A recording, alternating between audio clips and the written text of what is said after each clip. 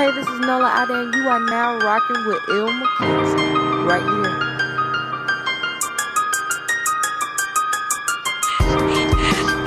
Yo, what up, world? It's your man 504 Detroit. You already know every Tuesday, every Thursday, I'm tuned in to the hottest radio station across the land, Quarantine Radio. They push it down, and they play all the hottest new music. Let's get it. It's your boy Gabe, and I want to give a big shout out to Quarantine Radio.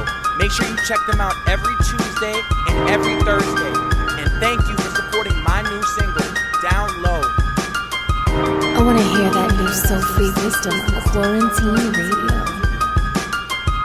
Yo, what's up, man? It's the Kid Swift, a baby. Young Swift. One time for the check-in with my dog, my homie, Il McKenzie. Straight out of ATL, Georgia. And you know how we rockin' out here, baby. Let's get it.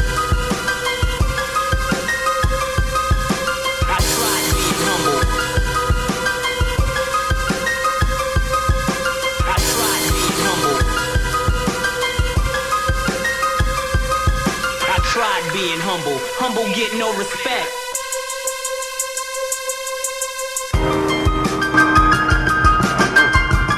Yes, it's your boy iDub once again with another edition of Quarantine Radio. Today we actually joined by King Cancer. What it do? And we got James Saunders in the building. What up? Our guest, she told me that she's running a little bit late, so she'll be here a little in a little bit. The past couple weeks, I've been advertising the business speed dating. This is basically, I felt like it was something that was needed. You have business people trying to find other entrepreneurs, more networking opportunities and stuff like that. So the Together is Everything, which I actually interviewed Ty last year. He's the owner of the Together is Everything website and everything. He's putting on a business speed dating event. So you can be a person that already has their business, somebody that's looking to get into business, or you could be just a person as a sponsor. Link up, network with people and stuff like that. Try to find your next business partner and everything. That's going on November 10th. It's going to be at the A-Loft downtown Durham. You can get your tickets at togetheriseverything.net/event. I know, me personally, I'm going to be there. I believe Joey is supposed to be there. You guys? I'm going to try to come out. I'm not sure if I'm going to be able to, but I'm definitely going to try. Okay. And our guest is Colin. Real quick, go out there to talk to her. But yeah, so let me go. Yeah, I'm about to because she most likely probably is outside or something. I'm gonna let Brian talk to her right quick. Just push call and let her. But yeah, so that's the main thing that's going on. We just had the women's flag football playoffs last week. Unfortunately, the Lady Rangers, they lost in the first round. But as I've been telling people, we personally, we're about to start our own women's football league.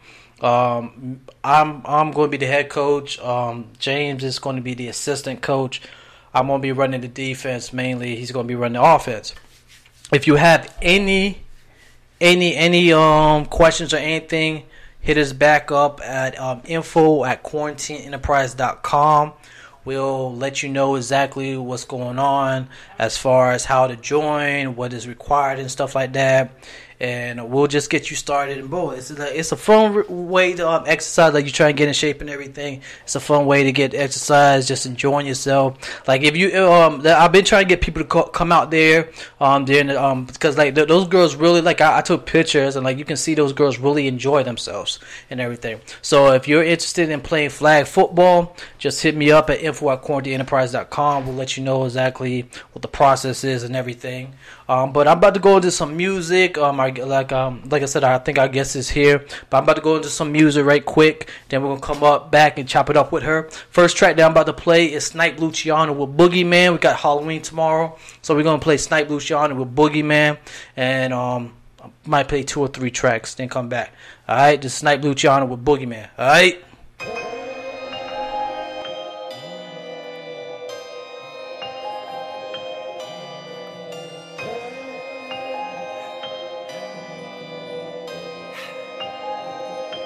They calling me the boogeyman. Boogeyman. Boogeyman. Boogeyman. Boogeyman. I make them wanna boogie.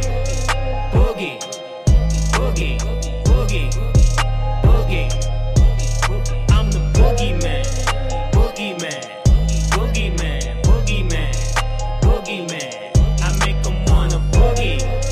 Boogie. Boogie. Boogie.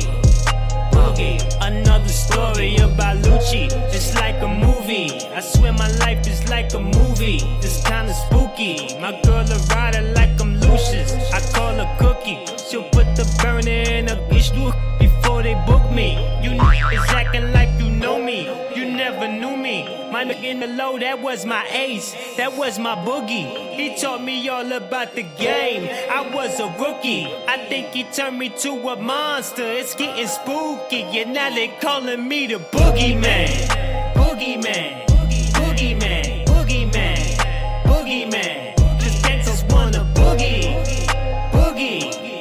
Boogie. Boogie. Boogie. I'm the boogeyman.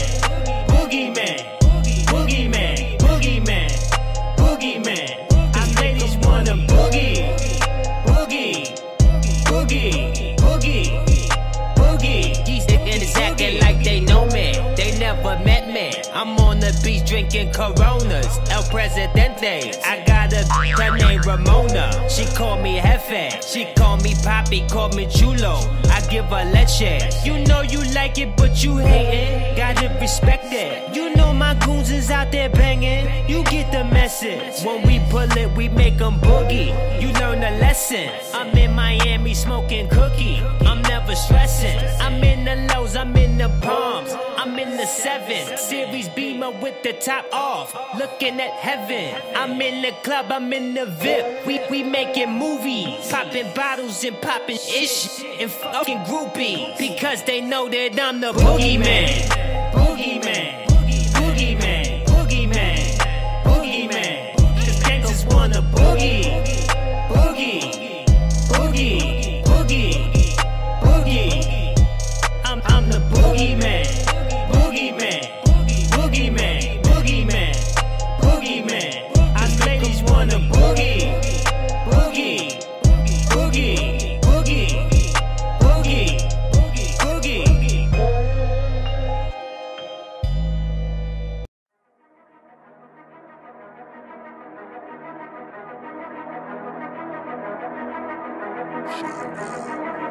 So I guess you think that everything is easy. You think things just gonna be given to you. Fuck that, it's about taking shit. They got it, we want it. It's about supply and motherfucking demand. There is no difference. No more mumble rap, nigga. There is no difference. Supply and motherfucking demand. You've been known for doing sucker shit, right around the age of number 6. Way before I started running shit, way before I thought of even having kids. You gon' know just who I'm running with when that chopper get the dumping quick. Nigga screaming that he got the toast, but really mean the kind you buttering. Better pray that weapon never jam, cause yeah, I heard you nigga that he plotting.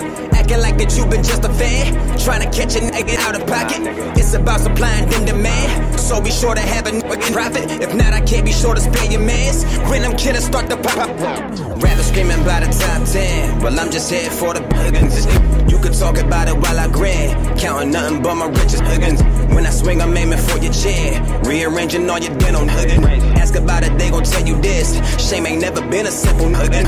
What's the use of being educated when the cops will put you on the pavement? Not because you broken any laws, but just because that motherfucker racist. Tell me if you understand the cause when I tell you that I gotta make it. So flickin' niggas telling me be patient, cause they been waiting, and I'ma give it to them. More. Give it to a nigga. More. I'ma give it to him. More. But you don't hear me, nigga. More. So give it to a nigga. More. Give it to a nigga. More. But I'ma give it to him. More. But you don't hear me, nigga. More. Yeah, everybody got a plan cool till they push you closer to the gutter. And growing up, I wasn't into school, but always seemed to pass with flying colors. I could give a f about the rules when I was younger, from up with no rubber. Till as it sent me to the clinic, and I was burning like a motherfucker. Ever since I never trust her, even when I'm at the Clover stores, trying to fit me in designer jeans that be tighter than a virgin hoe.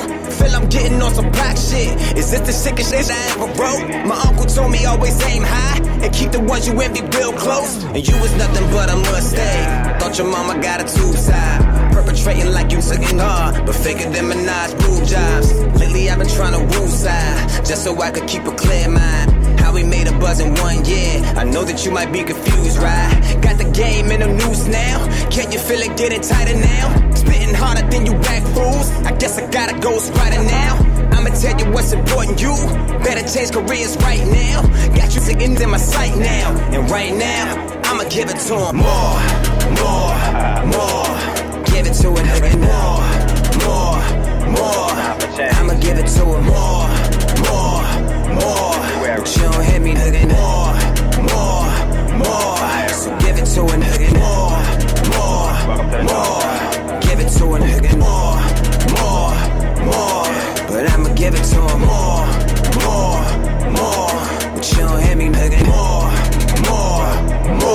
So I'ma give it to him.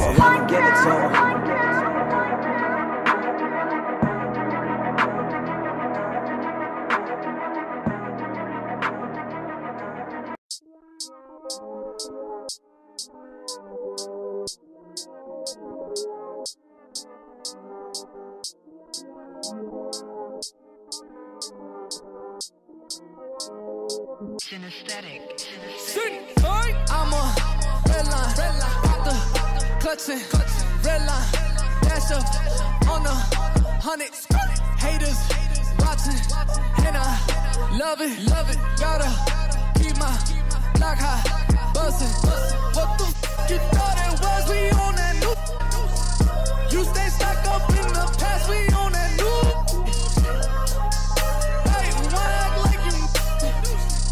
You stay talking up, you ain't gon' do it. Man, top 5. Name another squad, do it bigger.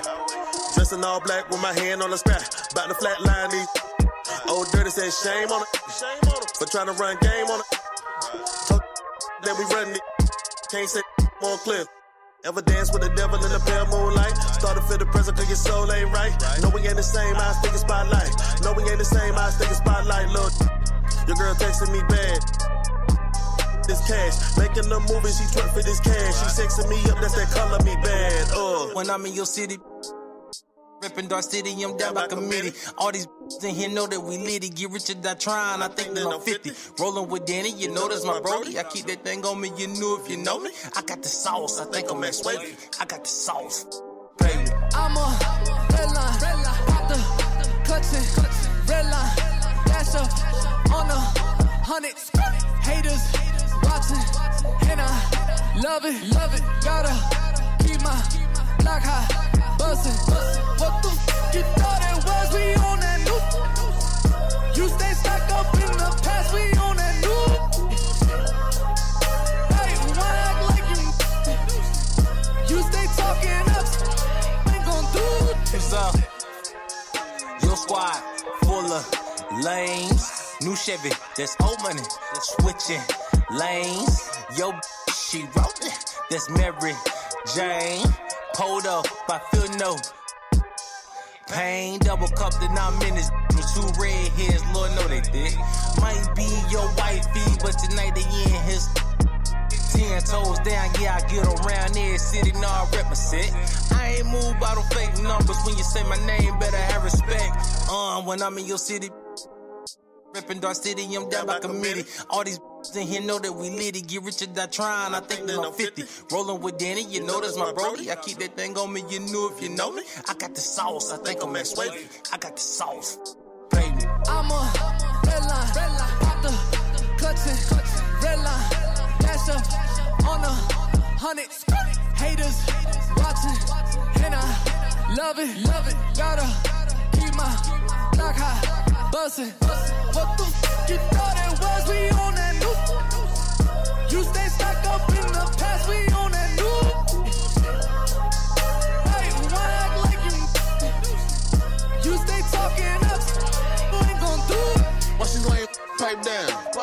the real come through.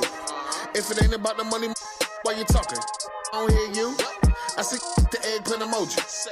Watch if she come through. To kick her out, she'll call her on Uber. Ain't spending money on you. Look, when the mic is on, my weapon's drawn. Look, I'm stepping on. I got 6 sides like a hexagon, and I'ma eat Decepticon. Play, I'm with might just go. Counting stacks while I'm hitting it. I'm living life like I'm filthy rich. When I'm in your city, reppin' Dark City, I'm down by committee. All these in here know that we litty. Get rich or die trying. I think that I'm 50. Rolling with Danny, you know that's my brody. I keep that thing on me, you knew if you know me. I got the sauce, I think I'm Max Wavy. I got the sauce. Pay me. I'm a red line, pop the clutching, red line, dash up on 100. Haters watching, and I love it.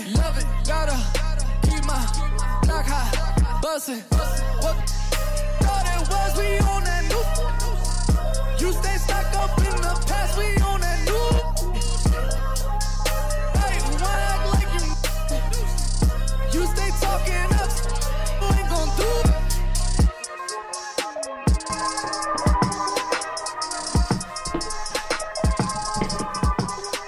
Alright, we're back. First track was Snipe Luciano with Boogeyman. Second track was Shane Clark with Supply and Demand. He has a project out as well. I actually rated that on QuarantineEnterprise.com, so you can actually go see how I felt about that project. And last track was our guest last Tuesday, Future Assholes of America with Red Line. Alright. So, those are some pretty good guys right there. Yeah.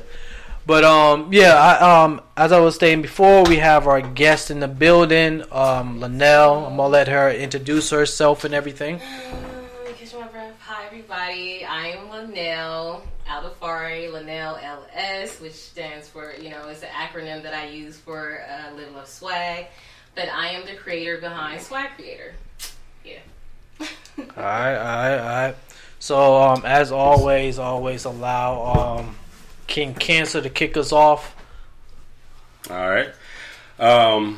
Well, what I like to do is I like to do a little history lesson. I like to get to know. I want our guests to get to know you. For everyone who doesn't know who you are, doesn't know your background, how you started, things like that, and then we go into everything that you got going on now, just like that. Okay. So my first question: are you from North Carolina? No, but it is like my second home. I'm originally from California, Northern California, the Bay Area. Oh, so what brought you all the way out here? My mom, and family. So I'm really bi-coastal because I've been back and forth since my mom moved here. Mm-hmm. Yeah. Do you like it better out here or over there? I mean, it's pros and cons, but I definitely love California. But North Carolina grew on me. I love North Carolina too. Like I said, it's my second home. Okay. But I'm definitely a Cali girl. Yeah, I have yet to go to Cali. So what's out there that you think we would like? Weather, food, women, the scenery, the ambiance. It's a lot. I mean, but being here, I've got to explore different places too. Like I like nature, and I have a brother that lives in Asheville, so I go to Asheville, and I have a brother that lives in Charlotte, so he's in an area that's really popping and lit. Mm-hmm. You know what I mean? And then my other, in Asheville, that's a different scenery with nature and So you one of those girls that one minute you could be out there in the club lit popping, and then the next week you over there in the woods hiking. Yeah. Hey, nothing wrong with that. All right. So, what got you your start? Why fashion? What got you into fashion? I think I've always been a creative soul. I guess I love art, music. And as a child, I listened to different types of music. I like to explore, so I ended up doing, different things that kids my age wasn't really into. What? Listening to classical music, writing plays because I'm bored, coming up with games because, you know what I mean? Because I don't like the ones that we had. Or, you know what I mean? Just, you don't like the I don't know, maybe that's different. I thought that was different. Then box yourself into where everyone thought was cool to do. I guess so, yeah. I was I don't want to say I had to be different, but it just came natural that I just was different, I guess. So when did you? At what age did you figure out? Okay, yeah, I'm kind of different from everybody else because of everything that I'm doing. I say when I was probably like 10 or 11, I was like I wanted something, and I remember like writing out flyers that in like passing them out in the neighborhood. And at 10, I wanted to like get money, so I was like, I would babysit if older people needed their dishes washed or their, you know what I mean. I would come clean up. Like I was trying to get money at 10 years old. That's pretty. But like it was like not just like money was for things that I wanted to do or something. You know what I mean? I didn't come from a wealthy family, so it was like it was things that I wanted, so I knew I had to like, you know, how to get it. It was hustler spirit. Yeah, gotta have it. Right. Gotta have it. At that age, what were the other? What were the other kids thinking about you at that age? I think I hung out with people that were older than me. Okay. So like at 10, I think I gravitated towards the teenagers, the kids that were like I like. It was a girl I looked up to that ran track. And I don't know if that's what inspired me to run track, but I was fast. But that inspired me to like I guess go out for like the track team. Yeah, and she was a babysitter, so maybe even then too, like she was like my neighbor. That kind of like inspired me to be like, yo, you know, I like what she's doing. It's cool. Maybe I could do that. Okay. But I really didn't get the babysit. More so, I was like cleaning old people's houses and wrecking yards. You know what I mean? But sorting. This one lady had me sort newspapers. Saturday morning for hours, I'm sorting newspapers, cataloging her newspapers for like $20. How long did that take you to do? I don't even remember. I just know it was something that I ended up liking to do. Sorting newspapers. I like organizing stuff, so that was like, it was cool. So see, that's like weird too, because I don't like clutter. I'll go somewhere and like you know, straighten up. Like stuff needed to tidy. I don't know if that's OCD. Tighten up, man. Tighten up. She can come in here and clean up everything. Can you put stuff away? I don't need to see everything. Like, yeah. So unless when I'm did crafting, because then it's like chaos. I have to have everything out and everything everywhere. I just never know where I'm gonna flow, where I'm gonna go, and I need to be able to get to it. So when you're crafting, you need it kind of everywhere, but outside of that, you need everything to be perfect, like put up, put away. Okay, how does that? I know I'm jumping ahead of myself right now, but how does that affect you in, you know, doing everything with fashion? What do you mean, like affect me? Like, you know, once you jumped into doing fashion and you're designing, and was it ever a problem because you like everything so neat and put away? And you know what? That's maybe the opposite, because in designing, I kind of like things not to be so tamed. I like to sometimes over embellish stuff. I like to do things that kind of don't go, like his shirt that he's wearing. Like it go, but then you kind of see this other, and you want to look closer and see what they say. Mm-hmm. Like, so with my fashion, I feel like, I don't want to say it's another me, but I'm a Gemini. It's the other me. Team Gemini. Team Gemini. Like, even in my fashion, I like to mix a lot of eras, a lot of different fabrics and styles, like combining stuff. Like, they call it collected, but like, yeah. Interesting. So, would you say we're gonna use you as an example here, DJ Mackenzie? What would you say about his fashion right now? You think? Well, he's rocking one of my shirts, so of course he did. I mean, like, what do you mean? Oh, so you couldn't prepare? You got the shirt on. See how they do. I'm gonna yell at him. Why this ain't working? I can't. Is it not? It is flawed. Okay. The live's not working. No, I think I'm just slow over here. Like, I'm on video and it's still not going. That's there. It's probably, is it Wi-Fi? No, I think it's my Facebook. It wanted me to agree to something or something. I don't know. Let's just keep them. I mean, you know, like. So what age? And we're gonna backtrack. What age did you realize that fashion was the way to go for yourself? He has some good questions. Like I said, I've always been like a creative type, so I think I like music. I wanted to play instruments, and I don't know what grade I was in, but I was a part of this East Bay Urban like Arts, and they like exposed us to different things, arts and like dancing, and I think the art and clothes combined, like that's what I gravitated towards. Okay. Clothes, and I liking to recreate something, or not really recreate, but see something and be like, okay, I could do that, and do it like with my own flair to it, or take a shirt and reconstruct it. And I've been doing that, since I was a kid. And I'm the only girl, so maybe I think a lot of that had to do with me just, I don't know, doing me, you know? So you got brothers. How many brothers? I got 2 brothers. Well, I got 4, but 2 of them are stepbrothers. So. Okay. But I got 4 brothers. So did you design them coming up once you got into it? Were you using them as, displays and saying, hey, come here? Actually, I wasn't, but until, maybe the last 10 years, I've been like, making stuff and giving it to them. Oh, or they'll buy it.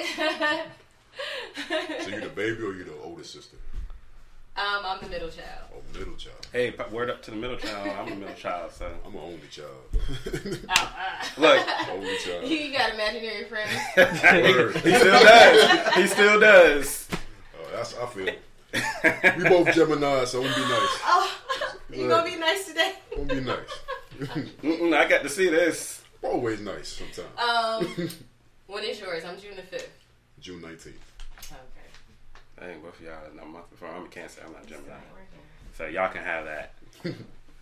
So you say you was in school when you realized that fashion was more so for you, that getting into. And that's the thing, I'm trying to pinpoint it, but I really can't. I don't really know. That's what I'm saying. I think it's just always been there. Like I love writing, and I mean I still write, but I think that's just more of my passion is like fashion because it just flows better, I guess. Mm-hmm. I wanted to ask about that writing because I'm acting myself. So when you started writing, and you say you were writing plays back when you were younger because you were bored. What type of plays were you writing? I think stuff that probably, imaginations, but also like stuff that I was reading. Mm-hmm. You know what I mean? Probably just combining stuff from school. And I think it was a movie that I watched that really had me like, oh my gosh, I want to, you know what I mean? Like, I don't know, like maybe I could do that. It was some movie. It was I love scary movies. It was a scary movie. And it was something to dealing with like clowns in space. A scary movie in space. If anybody, and I know it had something crazy. It was just like weird, and it was like something dealing with popcorn, and it was weird. So then I was like, it was something I like. Clowns in space. I'm stuck on that one. Clowns in space. That's like an acid trip. I remember some movie with clowns in space, but it wasn't a horror movie, I don't think. Okay, maybe as a kid I thought it was scary. I don't know. We might have to look that up. Clowns in space. First thing that popped in my mind was Fifth Element because Chris Tucker was looking crazy in space. I don't know. Somebody need to Google that while we discussing this because I really want to know what this movie is. I'm wrapping my brain now. And I love scary movies, and people be like, how do I like scary movies? For one, it's fiction. It's a movie. Have you And I always heard, like, somebody told me, like, I think it was an English teacher, that it's like comedy and Killer Clowns from Outer Space? Is that it? That must be it then. Yeah. How old is that movie? 1988. Ooh. Yeah. Ooh. That's old. Hey, you watch so Killer Clowns from Outer Space. So were you say you were drawing from the movies you were watching or drawing from real life when you were writing your plays? I mean, you absorb things around you or things you see, hear, touch, feel. And that's, as a creative person, I think I absorb all that, and I'm a sensitive type person, so I absorb all that. Like, I'm a touchy-feely person, you know what I mean? So, I think all that, is combined in me, so... Okay. Now, how was the support from your family coming up and getting into fashion? And it was supporting family and things like going against the grain instead of your typical career choices is always kind of hard in the beginning until they really see like you're dedicated to this and it's your passion, and then eventually they kind of like come around and want to support you. So it be like that, and there's ones that are like always there from the beginning, and you have ones that come and go, but it's family. So I mean like. So you just gotta keep doing you. You don't have to. Who's been your biggest fan? From jump till now, who's been your biggest fan? Wow, that was a good one. I'm sorry, you guys. I can't think of somebody off the top of my head. I would say, I can't say that because my mom at first was like, "What are you doing?" One of our guest viewers had a question. They asked, do you find any era of fashion that's hard to combine? Not really, because like with fashion, everything is always recycled, and as you can see, they just find ways to twerk it a little bit. So just doing that, it's not. It's easy, and I haven't found something besides like an ancient era where really they were like just robes, but even that's like in style. So you could easily twerk that and bling it out or do different colors or different fabrics than the traditional fabrics. I don't think there's any era that you can't blend right now. I mean, I wouldn't say right now that you can't blend because they've been doing it. What's actually trending right now in fashion, in the fashion world? You know what I've been saying before, grunge. And I like grunge. Mm-hmm. Grunge is kind of like the untamed, edgy, a little dark, the unique but weird, And then you got your punk rock is, more studs and in your face with the slashing and safety pins and spikes. And I used to design jewelry with bullet shells. Oh, interesting. I've always liked seeing stuff like that. And just staying like true to like culture. Putting in some culture. I like mixing in African materials or kind of like African symbols or something. Yeah. And I'm spiritual, so then I did a whole collection, a goth collection. I know people think it was kind of weird, but when the star is pointing up, it does not represent the devil, okay? It's just fashion. It's a star, okay? 5-point star, I got you. So what would you say as far as designing goes has been the hardest thing for you? There's a couple things, but when I'm designing, it's probably staying with the design that I come up with. So like I'll sketch something, I'll write something out, how I envisioned it at first and want it, and then in the process of making it, my creativity just ends up doing what it wants to do. Mm-hmm. Like I'm working on a jacket right now, and I think I've changed it. I've changed like the idea, like because as I'm working, I see a whole nother vision I thought was doper. Mm-hmm. So now I'm going in that direction. So yeah. How often does that? A lot.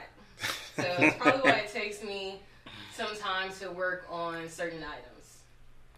But when it's like screen printing or the vinyl, with graphics or something, I try to keep it simple. It's more easier. Mm-hmm.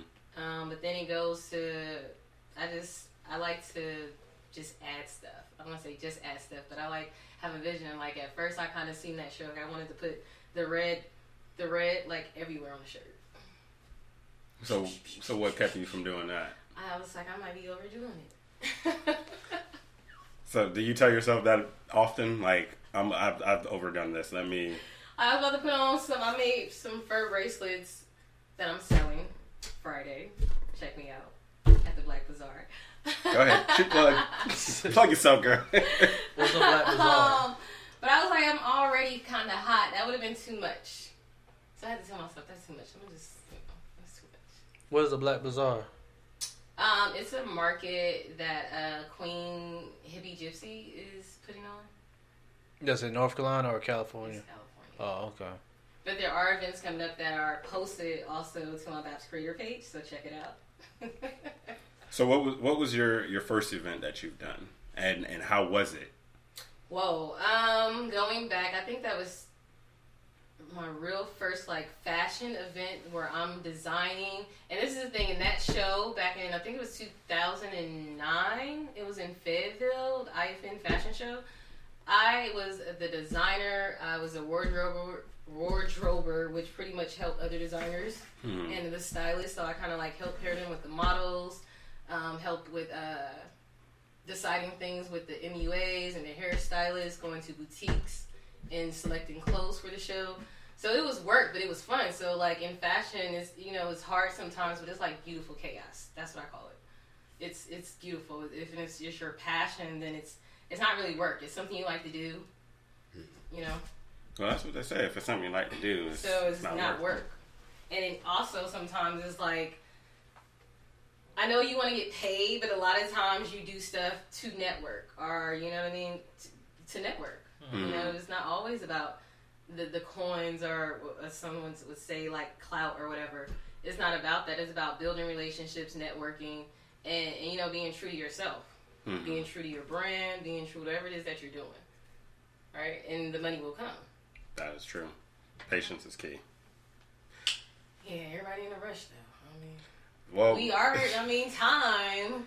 But then the deeper you get into like the concept of time, and like, we live in a generation where it's everyone wants it now.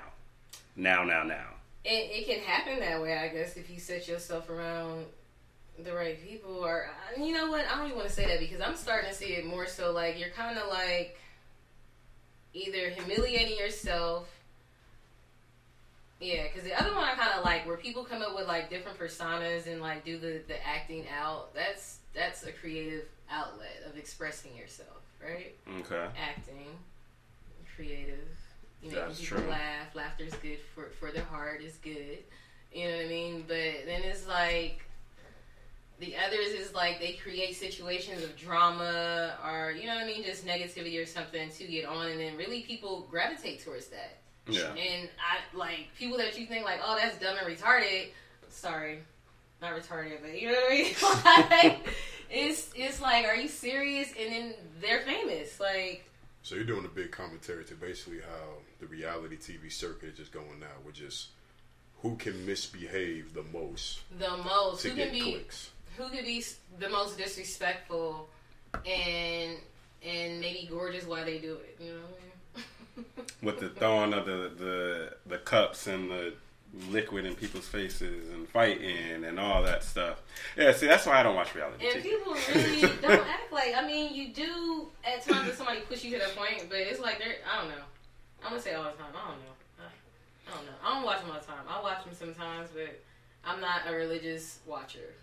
Yeah, I can't get into watching that kind of stuff, love and hip hop and all that stuff, because it's just, I feel like a lot of it, I know it's scripted, and I feel like a lot of what they're doing is fake. And it's just like, I can't deal with that. I can't get with people who are fake. I mean, if you don't act like that in real life, you're just doing this for the show. Like, yeah, because then someone is like, okay, your script, I want you to be a total itch. In real life, she's like probably really not even like that. That's not even her her real personality. But they're gonna want you to portray that because it's drama. It's ratings. Yeah, they just did an interview with Joni Blaze on the Breakfast Club, and she was talking about how she went on there because she wanted to display her musical abilities and everything, and like they showed more of her drama than her actually playing, because like I seen her on Instagram, like she can play anything on the keyboards, on the piano and everything. They kind of play them, and like. They didn't show none of that, her musical talents. Like they do editing and get you on there, and then they do their editing and then make it look like how they want it to look like. So maybe it's like that as well. Yeah, because like she's really, really musically gifted from all this stuff that I seen on her Instagram. But she was like, they didn't display none of that on TV. They just made her seem like a drama queen and stuff like that. Because my biggest issue with a lot of reality TV is, as black people, we already have a lot of just bad perceptions about ourselves, especially with people that aren't around other black people. You only see what's on TV. So my thing is, even though you're getting a quick check, you're getting your, just know exactly. You want your brand. Exactly. You just want to further those stereotypes. And the thing is, as far as with the drama thing, anyone that's ever been through drama, I mean, you can't be an adult without going through something. None of that is fun. So that's why when I see those relationships, that people acting ratchet, ghetto, you know what I'm saying? I'm just like, I've been through some stuff, man. And I don't find it entertaining watching people suffer and then, banking off that. That's a good point. And that's just me. Like, I'm not trying to knock anyone that likes what they like. People, we don't all have to see the same. I have my opinion on it, but I'm just like, I just don't like that because, one, it takes away from people that actually have real skill level as far as like actors coming up with scripts and having to become something versus just, let me just go on here and act a fool and let somebody have a camera and they're going to like me. Like, we spoke about that as well. It's about The Treasure. Yeah. That is a prime example. Have you heard about that? The 16-year-old that says she's not black. Okay, let's talk about that real quick. or am I getting ahead? I already, we can talk about it. When I first seen it, I was like, this is a joke. Just like when I seen the Danielle, whatever, like, this is a joke. Like, this can't be real. But she is living in that era where they do look up to, like, Kim Kardashian and watch reality shows and look at it like, this is what I need to do to do something or to be somebody. Yeah. You know what I mean? So even though it was a negative light, it was still like for her, her shine, her doorway into something. Just like I'm comparing her to the other young girl that went on there and was like, even though she didn't say she was acting black, her whole persona was ghetto. And ghetto is the Catch Me Outside girl. Yeah, is like supposed to be black. So you're acting like that. You don't have to say you're black, but you're acting like that, and yet she's a millionaire now, so right? Yep, she's got a whole. So at the same time, I'm like, I don't like what she's doing, but let her have her shine. I don't know if we should let her have her shine because the way her shine, that maybe shining star is gonna come falling down. Actor. Look how far she has stayed in character. She's a good actress. Somebody should give her a role, give her a job. I definitely I agree with you on that one. For me, I don't necessarily look at the people that, like you said, her doing it herself. Like, I don't necessarily knock her because, like you said, it's like if people wanted to. I think that's Joy. Oh, that's all. I was like, I thought my phone had bass on it for a second. I'm like, all right. But like I said, I don't really blame the people that do it. I blame the people that champion it. Because like you said, if people want to pay me money to watch me do some stupid stuff, I'm going to be like, you know what? I'm going to do some stupid stuff and get how paid. Stupid though? No, I mean, your family, your friends. I mean, I got stops in me. Some people don't have stops. But the thing is, it's like you said, if someone came up and said, I'm going to give you 6 figures, what you got to do? I want you to run through this glass wall 2 times a month. You might do that, you know what I'm saying? Candy glass, yeah. But I'm just saying, like, if I act outrageous and people flock to it, you get paid, you're going to do it. My issue is the people that flock to it. Like, that's where my big thing is. That's why, especially with this treasure situation, even though we are talking about it right now, the whole point of people giving so much life to it is what's going to give her life, and what's going to make people keep doing those outrageous things, which is going to keep on pushing those negative stereotypes, which is going to keep us battling things that we have to battle. That's my only thing with it. But like I said, that money speaks. That's the thing. That money talks. Well, hold on. I got to introduce everybody to Joy that's on the phone, our other co-host. Hey, Joy. Hey. Girl, I done turned you all the way up. Say something. So, Joy, you want to turn it back down? Yeah, we can hear you now. So, nah, she's still low. I turned it all the way up. While he's figuring that out, what have you come across any negative stereotypes with working with anyone that they placed on you before they actually seen your work? Probably, but people probably not really gonna say that. I mean, I'm not gonna name names or none of this. I mean, no snitching. I mean, but hey, put them out there. Put them on everybody I've blast. worked with it's been cool. Like, and I don't know.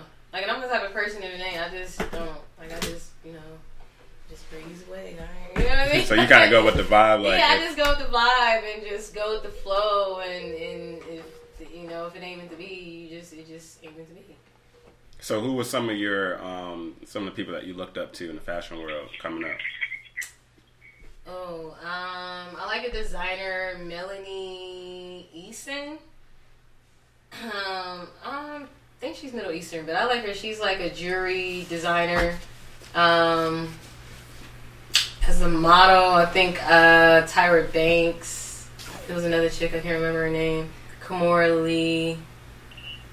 And as a designer, I don't really know like favorite designers. I think it was more so like, hey, what's the guy's name? Is a painter, Jean Paul. I don't want to say Garcia because that's the perfume. Because I don't know the real. And you say he's a designer? He was a painter and ended up being a designer. I think I know who you're talking about. How old is? He's like old now. Like old. I think I might know who you're talking about, but I don't know his last name. And then Yves Saint Laurent, because like I don't know, his stuff is elegant, but at the same time, like he incorporated a lot of African American women in his ads and stuff. So I think just like with that vision, I liked him. You know what I mean? Because I could relate, and I seen models that looked like me and other women I knew. Who else? Kind of like. I don't say I like a lot of designers because I don't. I mean, I might like some of their stuff, but like the brand designers, it's a team of designers that come up with collections. Yeah. You know what I mean? And then sometimes they might pick one person's collection, and that one person could have combined all type of different things. So you just, I mean, I don't know. So what's like Gucci right now? I seen a designer somewhere in like Korea that was already doing it. So is it like, are they really doing this, or did they scout their stuff and like, okay, we gonna bring it here and twerk it and do it like this now? That's funny that you said that, because I remember on the Breakfast Club, they were actually talking about how Gucci also stole the style of somebody. I forgot. Yeah. Yeah, and for years they basically didn't give him anything. Now they're paying homage. Look how long it took them to be like, now we're gonna recognize you and pay homage. And I think he just had a collection with Gucci. No. Yeah, but it took years, like decades. That was back in, I don't know, like Puffy days or something. We were all probably young. Yeah, right. Probably. So like, yeah. I mean Biggie. Now I say Puffy, like Puffy Biggie days. Yeah. Yeah, no, you're right, Puffy Biggie days. Like, and that is kind of like what the fashion is going towards now, like the early 90s and 2000 type fashion, and combining it with stuff. So I see stuff that's like graphic tees, but then it'll have the plummet type sleeves, and the plummet sleeves is like a Victorian area thing. You know, so that's combining stuff. And then you see like I think what is that, like 80s, where it's the slasher and you know, the rockers with the guys wearing like punk rock type stuff, makeup and girl type hairstyles and skinny jeans, ultra skinny jeans, and That's a whole even I don't even know what it was. Is it Vanity 5 or something, where it was like back then too? It was like women really like lingerie was a thing to wear out. Yeah. That's in, like, you see that with the sheer, the see-through stuff. Like, so they're really just bringing it back, but it looked different because they're using different colors. I see they're using, like, what is it, PV plastic. And I don't think they really did that. It was more so that it was like go-go. Like maybe 60s or something. Don't give me, I don't know. Let me check. Like, yeah, so, but yeah. So what, is there anything that you won't design? I don't know. Nothing? What won't I design? Like, I design hats. I do hats. I do jewelry. I know, I was looking at that. Necklaces, bracelets, earrings, rings. I have wire stuff, so I do wire jewelry, precious stones. I customize, so that's recreating, reconstructing. I tailor make stuff. I've done shoes. I don't know. Like, I do home decor, I do pillows, curtains, decorating type stuff. I don't know. Like, I'm trying to think what I won't do. Like, well, it's good if you don't know what you won't do. That means you do a lot. So in fashion, yeah, I don't know what I won't do. Like, I'm even like making props. That's something cool. So props for like movies and stuff. Movies, or even for a scene in a photo shoot. That's what a wardrobe would do. That's a part of her job or his job. Also. So, what's your favorite thing to design or create? Rather, not design, but create. Create altogether. I would say jewelry, because I could just kind of no. First, I'm gonna say jewelry. Going back to designing jewelry with the shells, bullet shells, because it's like, I keep saying because it's like I'm catching myself. But I seen beauty in something that was like dangerous, and I still wanted to give it that I'm dangerous but I'm elegant type feel. So I like doing that. I wish you would have had some of that. I want to I see know, that. darn it! I didn't know I would be talking about that. So I combined it, made like chains with feathers, robe, satin robe, suede robe, leather. And then set different shells, like 55s, 40s. And I got all these from, like, my brother. And at one point I went to a gun store and they just let me have, like, just go through the thing and pick out ones that I wanted. I even made frames, like, with 22s. Really? Yeah. That's what's up. I got to see that. I have to see that. Where can... Bro, I want to plug a website where people can go for you to just look at what you got. You can go to my Instagram, Swagg Creator, my Facebook, Swagg Creator, and stroll through photos, as well as my original page if you like, Lynell Aldafari, and stroll through photos. But definitely go to the Swagg Creator page on Instagram or on Facebook and check it out. I got a website, Big Cartel, and right there I only place like certain items. I switched it up probably like monthly. I'm about to revamp the site in a sense, like just how I run it. So people can like do like. I thought you were gonna say. I was like, I didn't want to interrupt. So people can like customize stuff on the site and like order. No, not customizing. So say on the site, like I do I love my love tees, which is I love my body, I love my skin. I'm a goddess, I'm a queen.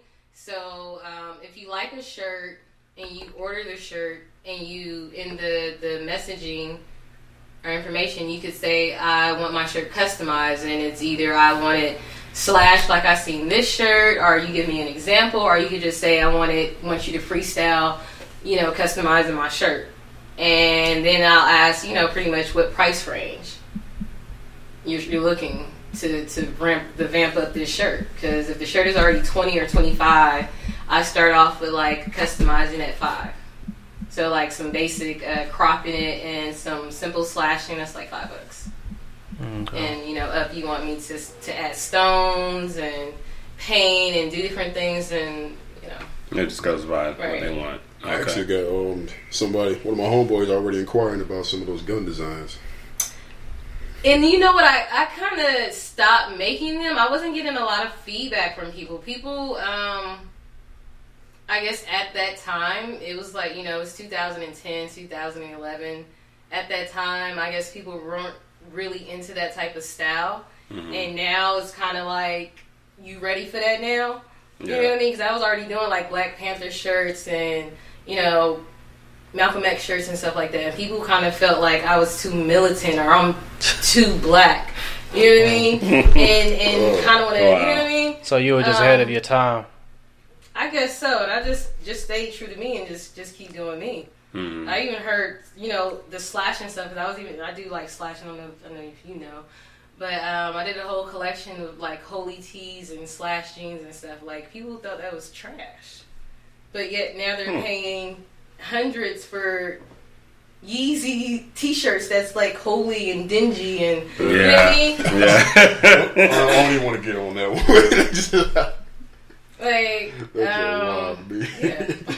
That was a question that I had for you. What do you think about the whole, Yeezy's whole collection of everything? Then it was some stuff, established stuff that I already like. It was just like, wow, okay, so he took it to a whole other level because now everybody likes it. Mm-hmm. And then it was kind of like, maybe, I don't even say like, what do you call, the black sheep type crowd of people wore that type of stuff more, right? Okay, you look at them and be like, oh my gosh, with the piercings and the holes and the dirty Converses and people, they were stereotyping. Now that's like the thing. Everybody wants to go to and wear it.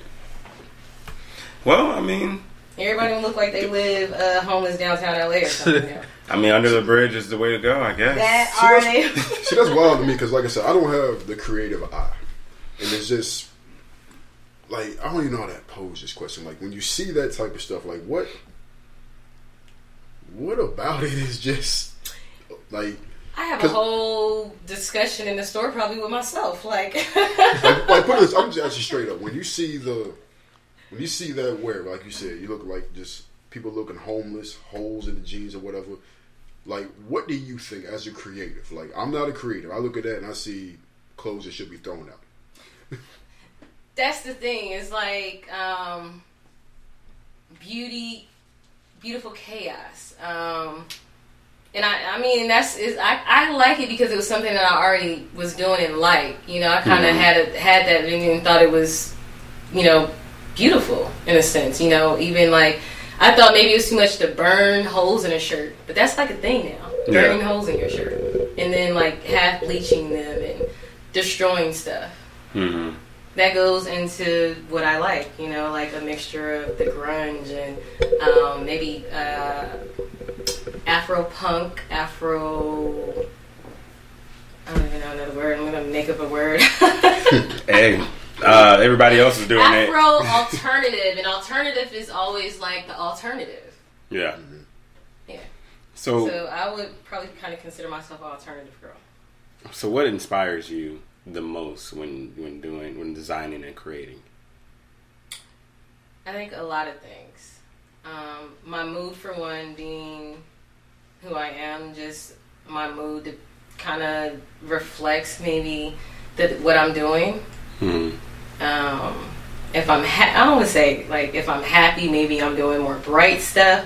But maybe I'm sad and I'm doing more bright stuff to cheer myself up, or that's just subconsciously that's where I'm going because I want to be happy. Mm-hmm. You know what I mean? So I can't really pinpoint that, but thinking. Does music inspire you? Music does. Definitely music. I love music, and I think music, entertainment, and all that fashion kind of like coexist with each other. So definitely music. Art, like just paintings, being out in like the atmosphere. Like sometimes you like I gotta get out and just feel different vibes, and just be around different people or different places and just feel those vibes, and from there you can get inspired to create. I kind of do that. Like I travel a lot, and I'm inspired from different things that I see, people. Flowers. I like nature. So it'd be like, even, it was a bug. I did a collection of like beetle rings, like in crystal, like painted and bedazzled them out and stuff. So, like a lot of things inspire me. We gotta go to a music break right quick, and then we'll come back and chop it up with you some more. Also go on to our sports picks as well, but we're gonna come back, chop it up some more with Lynell. First track that I'm about to play is Snipe Luciano again with What Up Funk. This is Snipe Luciano with What Up Funk. Alright. Gotcha.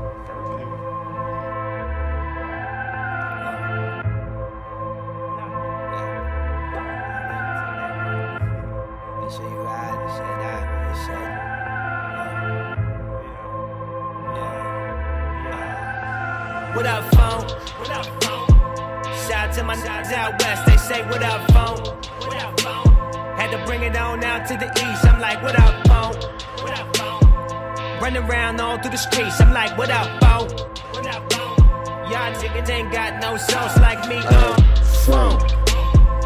Shout out to my niggas out west, they say what up, folk. Had to bring it on now to the east, I'm like what up, folk. Running around all through the streets, I'm like what up, folk. Y'all ain't got no souls like me, folk. I got a bad one, she got a lot of junk in her trunk. I'm finna take her home, I'm finna see what's up with that funk. I got thug passion in the big old bag of that skunk. When she opened it up, she looked up with a smirk, now that's funk.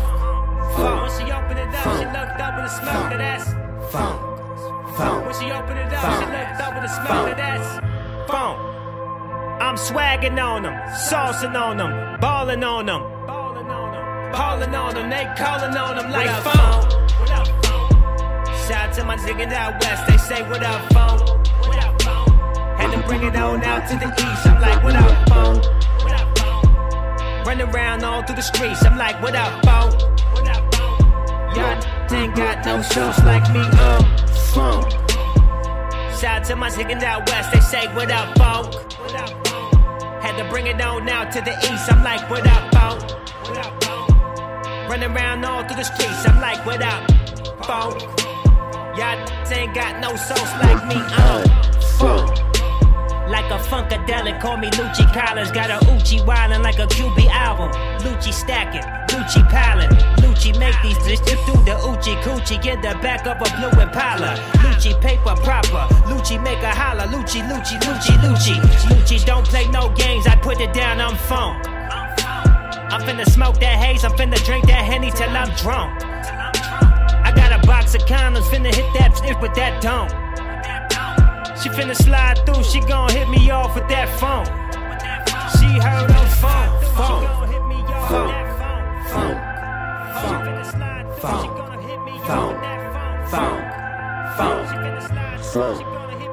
I'm swagging on them, saucing on them, balling on them, hauling on them, they calling on them like phone. Shout out to my niggas out west, they say what up, phone. Had to bring it on out to the east, I'm like what up, phone. Running around all through the streets, I'm like what up, phone. Y'all ain't got no sauce like me, phone. Shout out to my niggas out west, they say what up.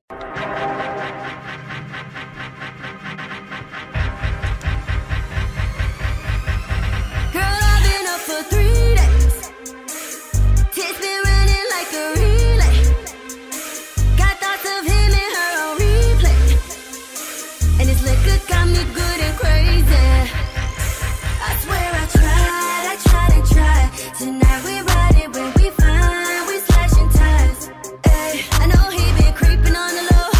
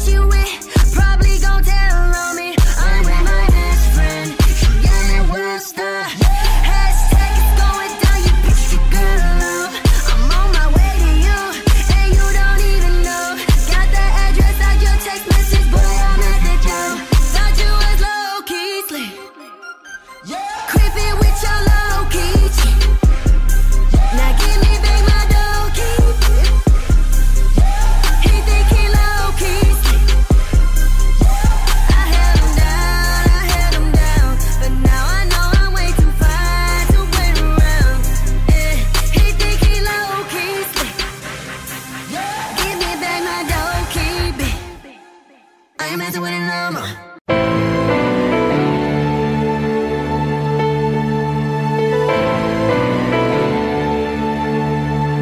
I see the light. Gonna spread my wings, ready to fly. Only thing stopping me is me. Won't be afraid. Gonna get it before it's too late. Got something the world should see. They all tell me no. I gotta keep on pushing. Oh, when the light is red, I'll still go. Won't get nowhere, just wishing. No, no. 'Cause I work too hard to give it all up now. Too far, I can't let myself get see it through. Even when it gets rough, gonna keep being tough. I'm gonna get mine. Gonna get it, gonna get it. I'm gonna get mine. Gonna get it, gonna get it. When I say I feel it deep inside, me in my eyes, so you can know how much I mean it. Ooh, when it's so bad that I could cry.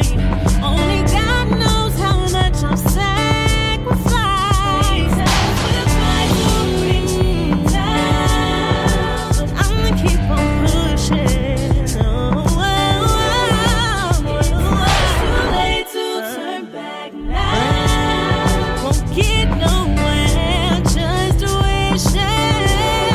'Cause I work too hard to give it all up now. Too far, I can't let myself see it through. Even when it gets rough, gonna keep being tough.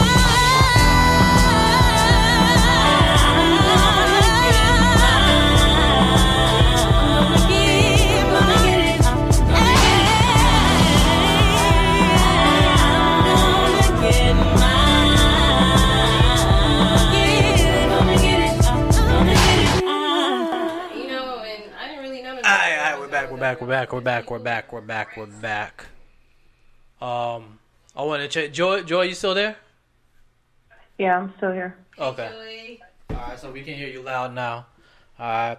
So we're gonna go into a mini talk about sports right quick. Gonna knock out our picks and everything. Then we'll come back chop it up some more with Lynell.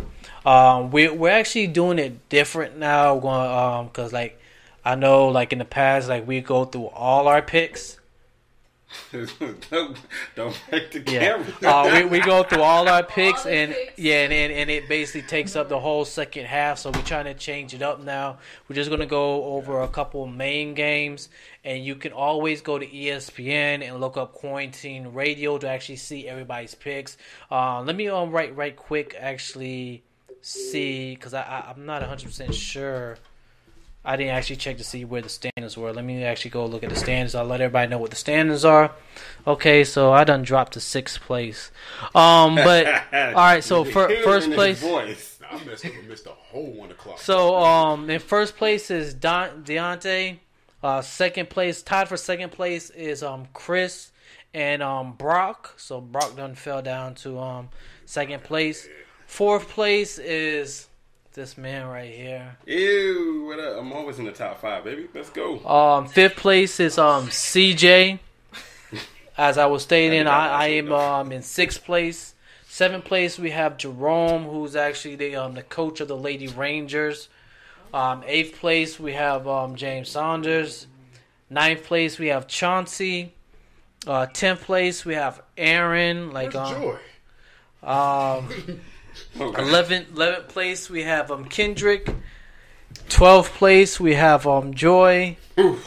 And I think 13 and 14 because I haven't seen them been picking the past couple of weeks, so I think they don't forgot or I don't know, they gave up. All right. So, the main games that we actually going to talk about this week is we got, because me and James are going head to head. Our teams are actually going head to head this week. We're actually going head to head in our. I've been forgetting to talk about our fantasy football league too. But me and James are actually going head to head in our fantasy football league as well, the Quarantine Radio Fantasy Football League. But the Panthers and the Tampa Bay Buccaneers are going. Everybody wants to talk about the whole Jameis situation, which I've been telling people off top how I've been feeling about the Tampa Bay Buccaneers. And yeah, like we have all the weapons and everything. Yeah, we have all the weapons and everything, but they're not executing. They're really not executing. And I've been saying it because I told them, I've been following Jameis since college. Like he's always the type of person that get himself out of a hole. Cause like that, he used to drive me crazy when I used to watch Florida State. But they ended up they were always losing in the first half, came back in the second half, and they won the championship. He got the Heisman that year. He transferred over into the NFL, and he's doing the same thing. Like his work ethic is crazy, but he tries to put too much on himself. And that's his biggest flaw. He tries to put too much on his shoulder. Like he's a great motivational speaker and everything, but he tries to put too much on his shoulder, and that's his biggest flaw. So Darnell. Go ahead. Darnell. Go ahead. I think you are emotionally attached to James Winston. That has been like a 3 to 4 year hold. So what happened with Drew Brees his first 3 to 4 years? Drew Brees, what happened? But what happened his first 3 to 4 years in San Diego? I know. How are you going to ask me a question and still ask it? No, but I'm asking because you're saying that a player can't have that his first 3 to 4 years when Drew Brees was that in San Diego. Okay, but here's the thing with Drew Brees. Did he have full seasons in San Diego? I believe he only played one game his first year. Doug Flutie, something happened to him or something like that. So Drew Brees, I believe he played like 6 or 7 games in his second year. Third year, he sucked because that was like his first full season. In 2004, or after 03, where I guess he was so bad, they were like, look, we're going to draft another quarterback. In 04, Drew Brees was bad. He was, when I say bad, I mean he was the bomb. So James Winston had like full years. He still sucks. I'm not seeing any improvement. If you put James Winston in a system, kind of like Patrick Mahomes, you got weapons around you. There's no reason why you still suck.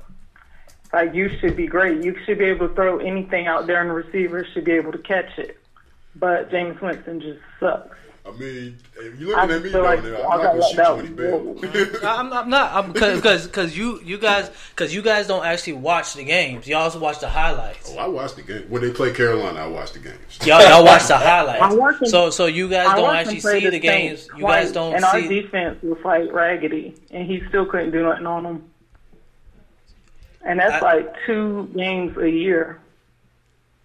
And as I was saying, you guys don't see when he actually bails them out sometimes. Okay, but what's sometimes like 2 times a year? See, that's why I'm saying you guys watch the highlights. Yeah, I mean, I'm asking you, how many times has he bailed the Buccaneers out? There's been plenty of games that he bailed the Buccaneers out. I know that, but Jameis Winston, I get what you're saying about Jameis Winston. What I'm saying about Jameis Winston is, regardless of how he played in college, he's in the big leagues now. And I can make an argument for Jameis Winston because Eli is still starting.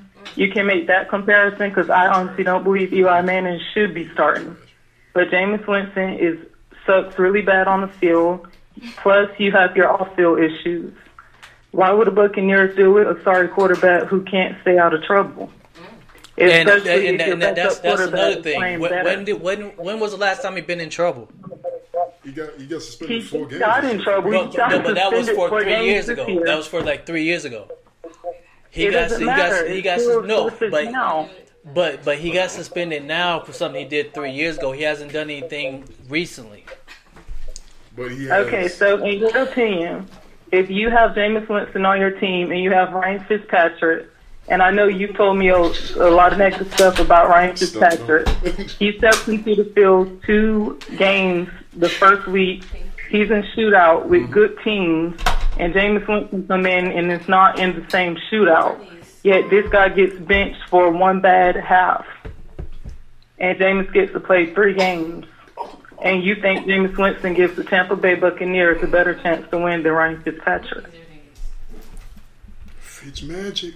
So basically, what you're saying is the same situation that got Fitz out is the same reason why Jameis should be sitting down. Wait, say that again. Because the first part. The same reason why Fitz got benched is the same reason why Jameis should be benched. Who is benched? I said benched.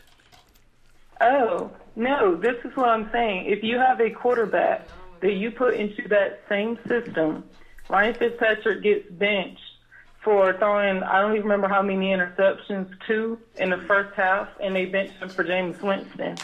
Jameis gets 3 games, and he's already thrown 10 interceptions. Yet they extended that to 3 weeks, and he's just now being benched last week. So, in my opinion, Ryan Fitzpatrick should be starting the full season because you benched him for 1 bad half. But he was playing. He was playing the same. He was playing the same way that Jameis did last week. So you basically, so you kind of contradicting yourself, though. Jameis got benched for turning the ball over. He's not and wasn't that the same reason why? Isn't that the same reason why Fitz got benched? Yeah, and the first 2 weeks was way better than Jameis Winston. So you're saying that he should start the same reason why Jameis got benched is what you're saying. This is what I'm saying, Darnell. In Ryan Fitzpatrick's first 3 games, the first 2 games were way better than any game Jameis Winston has played this year. That's why Ryan should have been starting, and he should have never been benched. I feel like you're contradicting yourself. But how is that a contradiction? Because you're basically saying that Jameis should have been benched because he turned the ball over, but the reason why Fitz got benched was because he turned the ball over. Let me go ahead. Let me interject right here. Darnell, you're not listening. The last 3 weeks, Jameis has thrown 10 interceptions in the last 3 weeks. Mm-hmm. That's turning the ball over. Was that not Ryan the same Fitzpatrick reason why threw 2 Fitz? interceptions. And was that not the What same are you reason? talking about? Darnell, you had 3 bad games with Jameis Winston. Was that not the same You had 1 bad reason? game with Ryan Fitzpatrick. So if Ryan Fitzpatrick plays bad the whole rest of the season, you're just going to say that it was it was Jameis's fault. That's not. If Ryan Fitzpatrick is playing the full season, why would I say it's Jameis' fault? Because that's what you're basically saying right now. Because he had That's 3 not- bad games. Because he had 3 bad Darnell, games versus what Darnell, he's been that's not doing. what I'm saying. What I'm saying is your offense looks completely different with Ryan Fitzpatrick and Jameis Winston. I forgot that Deshaun Jackson and Mike Evans even existed until Ryan Fitzpatrick played the first 2 weeks. There's no last reason year, why you have those weapons and you're not utilizing them. So last year when Jameis Winston was connecting with Michael Evans, that means nothing. Connecting with, okay, you can connect with him, but how many games did Tampa Bay win? Jameis Winston is not a good quarterback. I mean, I get you like him. You can like someone and prefer them. That's fine. But to say Jameis Winston is not a bad quarterback is an overstatement. See, that's what I'm talking about. Y'all look at highlights. Last year, our defense was the problem. They fixed all the holes in the defense this year, and they actually got rid of our defensive coordinator, which they improved a lot. Y'all are last in the league. Defense coordinator. I mean, defensively, y'all are last in the league. And that's what I said. Last year, it was the defensive fault. No, I mean this year. Huh? This year, y'all trash. I know. We just changed the defensive coordinator. You can actually see the difference in the defense this year when the defensive coordinator was changed. I'm gonna say. I'm gonna let you say what you guys say, and then we need to go ahead and make our choice, our picks. I'm gonna say this. Speaking on what Joe was talking about, one stat that I found just crazy.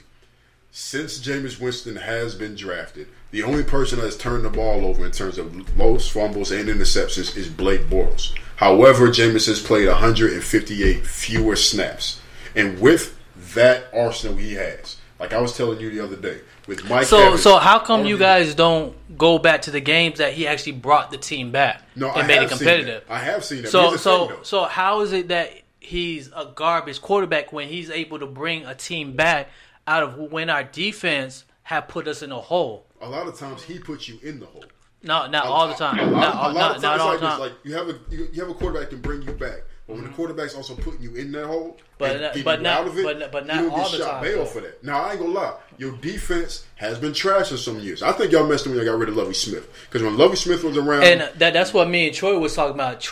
Lovie should have got one more year, but they felt that.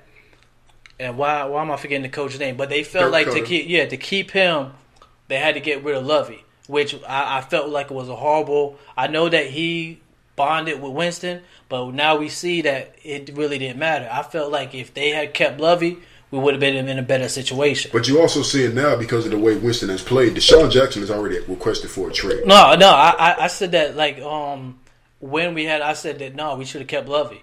Like with a lot of people were like, no, y'all should have got. I was like, no, we should have kept Lovie. I'm not talking about the Lovie thing. I'm talking about Jameis Winston's play is the reason why Deshaun Jackson now wants out of there. And then, like you said, they've done everything they possibly could to surround him with talent, and he's still turning the ball over at an alarming rate. Now, I ain't trying to say he is Blake Bortles type trash, but the issue, like you said, in terms of him turning the ball over versus Fitzpatrick, who also is turning the ball over, is about expectation. One was a journeyman quarterback from Harvard who has no expectations on him, who's like 13 years in the league, versus Jameis Winston, who is a first-round pick, who physically has more gifts than him.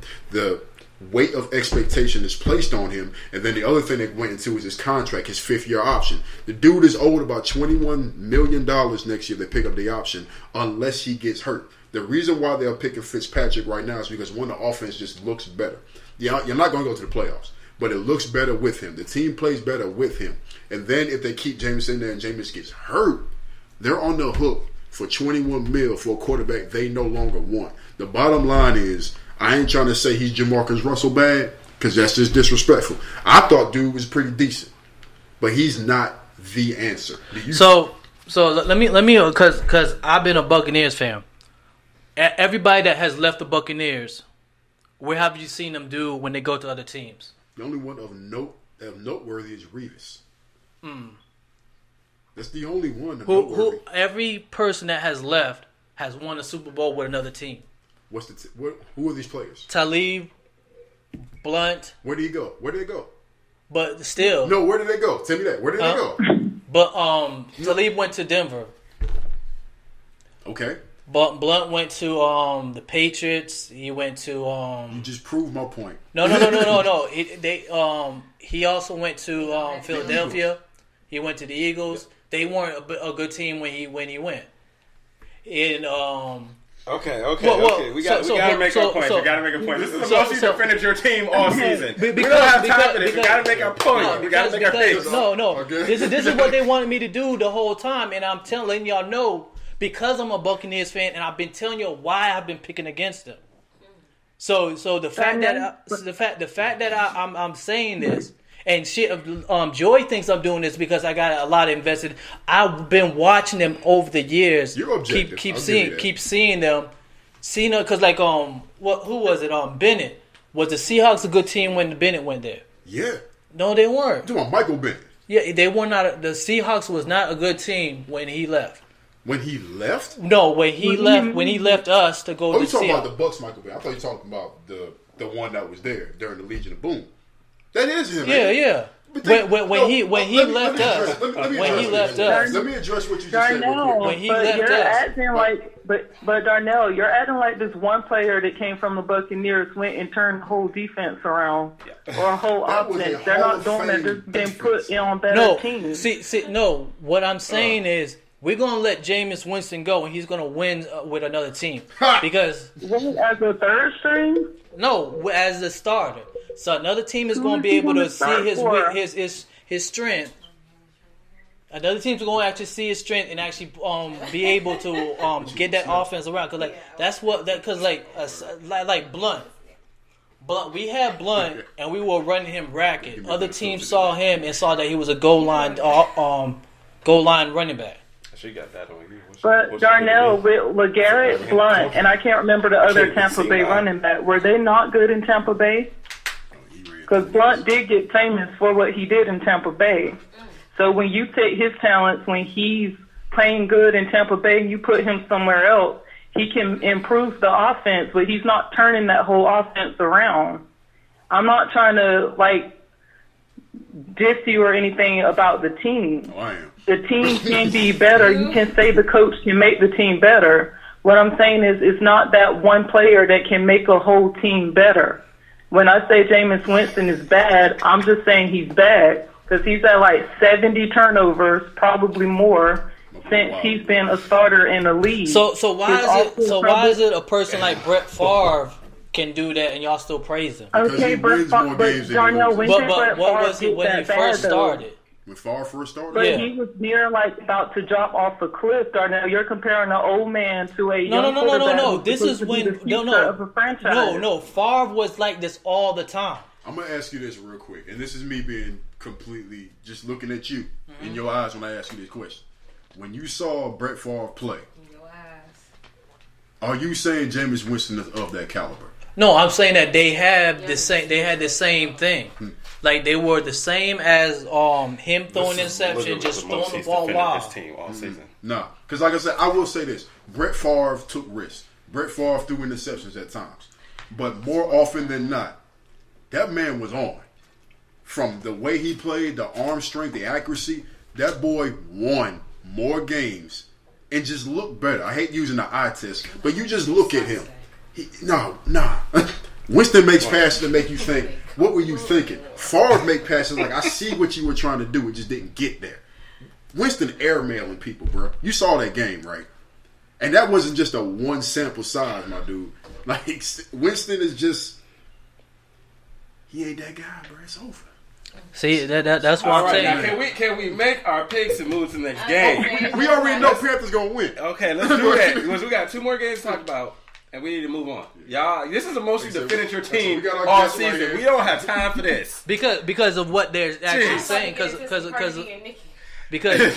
was like comparing one got to go. That's how they feel about Nikki. Like her time is up or something, and Cardi taking over. In this situation, this will be Cardi coming in, but Cardi's trash. That's what Jameis Winston is.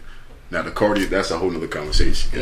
See which side of the fence you on. All right, so go make your team. You all that defender. Are you gonna pick your team? No, I'm not picking them. You get the Panthers? Yeah. You got the Panthers? You got the Panthers? I got the Panthers. Joy, who you got?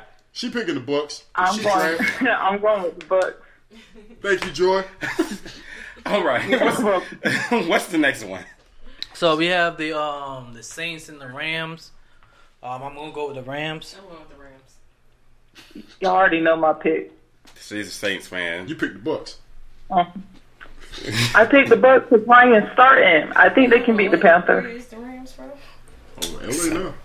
Oh yeah, they moved. Yeah, they was St. Louis, but now they LA Rams. So she got the Rams. She got the Steelers. Who you got? Huh? Who you going with? I gotta pick the Saints, man. I think the Saints are the most dangerous team in the NFC. They're the most balanced. I think Rams are the sexy pick, but I gotta pick the Saints. I don't want to say that because Joy gonna say stuff.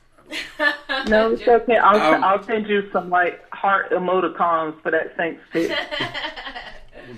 I'm gonna go. The Rams still undefeated, right? Yeah. Yeah, that's. What's y'all record, Joy? 6-1 to 5. I reckon we only lost one game left. We have the second best record. We're 6-1. Then they lose to the Bucks. Yeah, they lost to the Bucks. You trash. No, I think I'm gonna have to go with the Rams on this one. I think they just are playing better football. So, and that's not just saying because they're undefeated. I just to me they're playing just a little bit better football right now. So I think we are because we can win in different ways. We have the running game, the passing game, and the defense. And don't judge me, but like I had like a debate with my sister a few weeks ago about Jared Goff. I didn't know I was right, but I looked up his stats, and he does tend to struggle a lot. His quarterback rating is really low against good defenses. So I think we have a good chance. Okay. All right. Well, the last game we're gonna make our picks on is gonna be the Packers and the Patriots game. So y'all know who I'm going with all day. New England. Thickums. I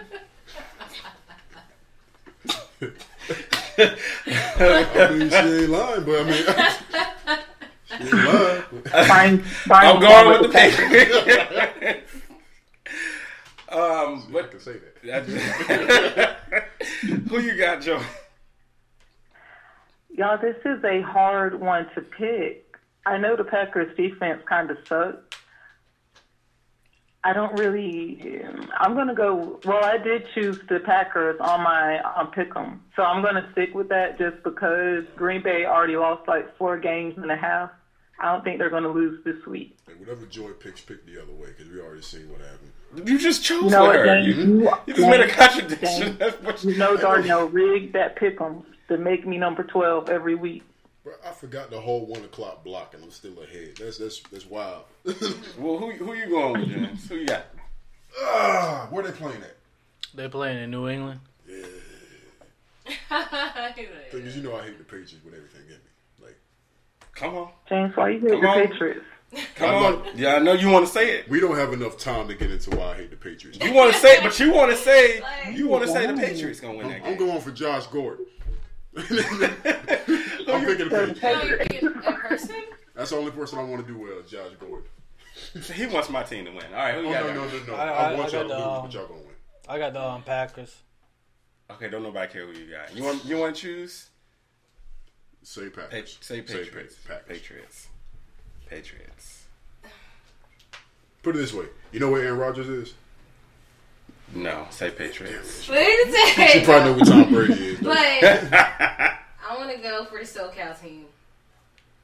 Well, the Packers are the closest to the West Coast, so there you go. Is it? They are. They're Milwaukee, but still, that's no. Lynell, don't let him trick you. I know. Look, I'm like, okay. Let me tell you this.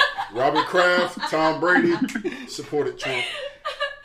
What does that have to do with football? We're done. Nobody care what they do in their personal. There we go. Right here. Don't nobody care about what they do in their personal life. I'm talking about the deal. Hey man, I'm trying to get the win. Look, you just okay. You know what? Well, I mean, that's funny because I was still damn near on the verge of not watching sports at all. Like, you know, with the strike, the boycott, supposedly not to be watching football, so things would change, but it's not going to change. I mean, so I guess people continue to just enjoy the sport because that's a whole argument in that's itself too. That's a whole nother conversation. The NFL is 75% black, so I'm just like, hey, I mean, we still eating out here, but that's a whole other conversation. Since Lynell had brought it up, we might as well go into the Nicki Minaj and Cardi B situation. Too big. Oh Lord! All power for the people. We the people test. You know what I'm talking about? So I basically posted it in the group and everything. I posted it on the Quarantine Radio Instagram. It seemed that and it seemed like everything starts on Nicki Minaj's. I don't listen to her show, but everything starts on her radio show where she says some stuff about Cardi, and like it seemed like she keep bringing Cardi up, and Cardi was just trying to let everything go in the situation. I don't think she was trying to let anything go. I feel like in this whole situation, Cardi's been the one that's just been waiting behind the fence. Like as soon as Nicki said something, I feel like Cardi's just waiting for the right time, and whatever the last thing Nicki said was what sent Cardi off, and she went on her whole little 8-minute rant. But from I don't know, because I'm not picking sides. I like them both for different reasons, and they're not the same. I don't know why people keep comparing them. Maybe because when she came out, she kind of had this persona or whatever. But if you notice, a lot of artists with the imaging or team that they create for them, they come up with those images and gimmicks and stuff for those people so that we like them. You know what I mean? So it's sometimes not even up to them. They might not even like doing that stuff. But That it's is true. to help their career. It's the record label behind them telling Right. them who they want them to be. Exactly. This is what sells records. For Cardi, it's Nicki Minaj sells records. So be like Nicki. Cardi And it's doesn't want to almost be like like they Nicki. tried to, like they went and found and make a new Nicki or something. That's what I feel. I felt like Cardi. To me, Cardi felt like a New Nicki. less talented Nicki, in my opinion. I feel like the reason why people say that though is because because of her background. It's not even that. Like it's coming from the strip club, and then when you listen to how she talks, it's not proper English.